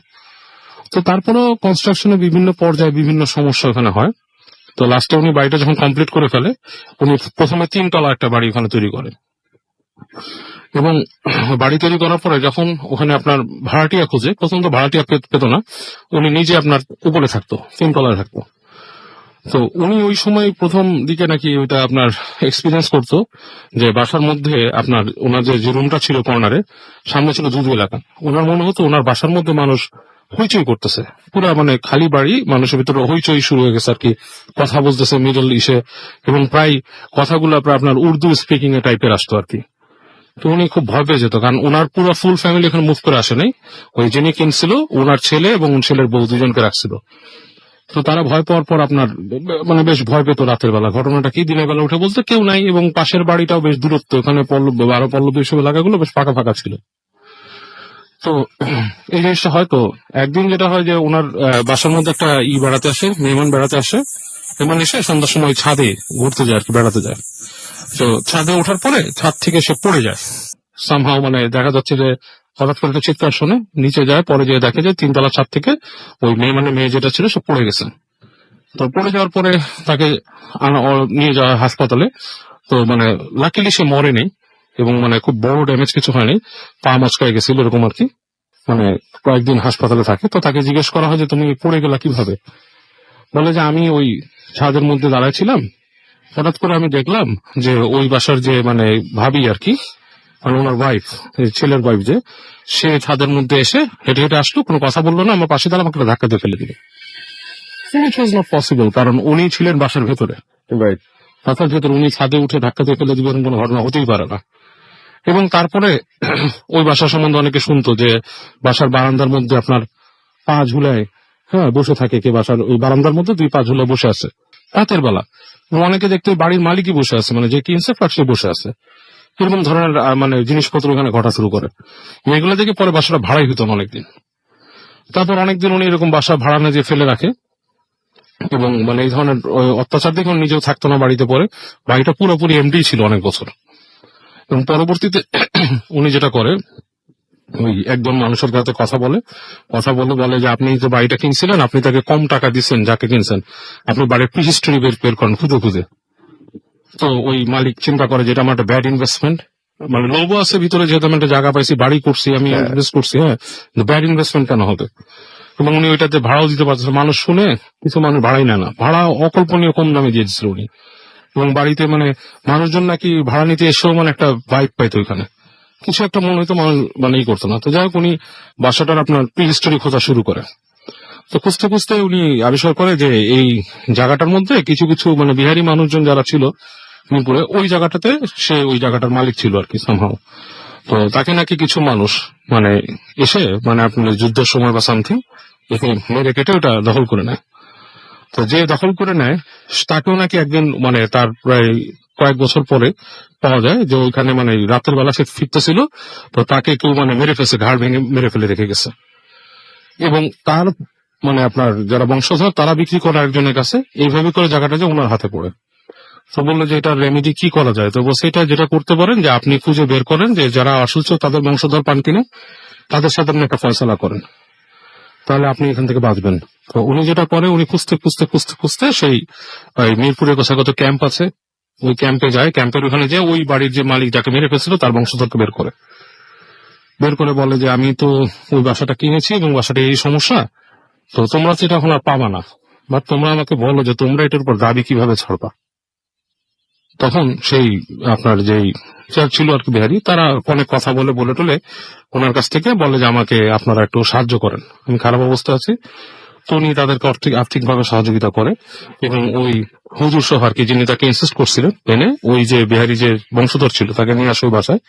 এসে ওখানে এসে তাকে বলে, মানে কিছু দোয়া কালাম পড়ে বলে যে আমি এটার উপরে আমার পূর্বপুরুষের দাবি ছিল, এটা আমি ছেড়ে দিলাম। তো এরকম ভাবে উনি বলে। তো তারপর থেকে নাকি উনি বাসায় থাকতে যে আর কোনো সমস্যা ফিল করেননি, আস্তে ধীরে পরবর্তীতে উনি বাসা ভাড়াও দিতে পারছেন। ওকে, অনেক ধন্যবাদ আপনাকে। আমরা ছোট্ট একটা বিরতিতে যাবো এবং বিরতির পর আবারও ফিরে আসবো। আমাদের সাথে থাকুন, স্টে টিউন টু রেডিও ফুর্তি এন্ড ডোন্ট স্টপ দ্য ফুর্তি। Boot FM. The night comes alive.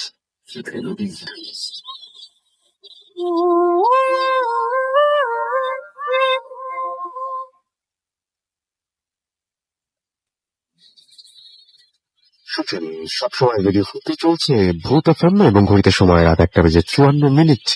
আমি দেখতে পাচ্ছি অনেকেই বাবু ভাইয়ের এই ঘটনাটা অনেক প্রশংসা করেছেন। জেরিনা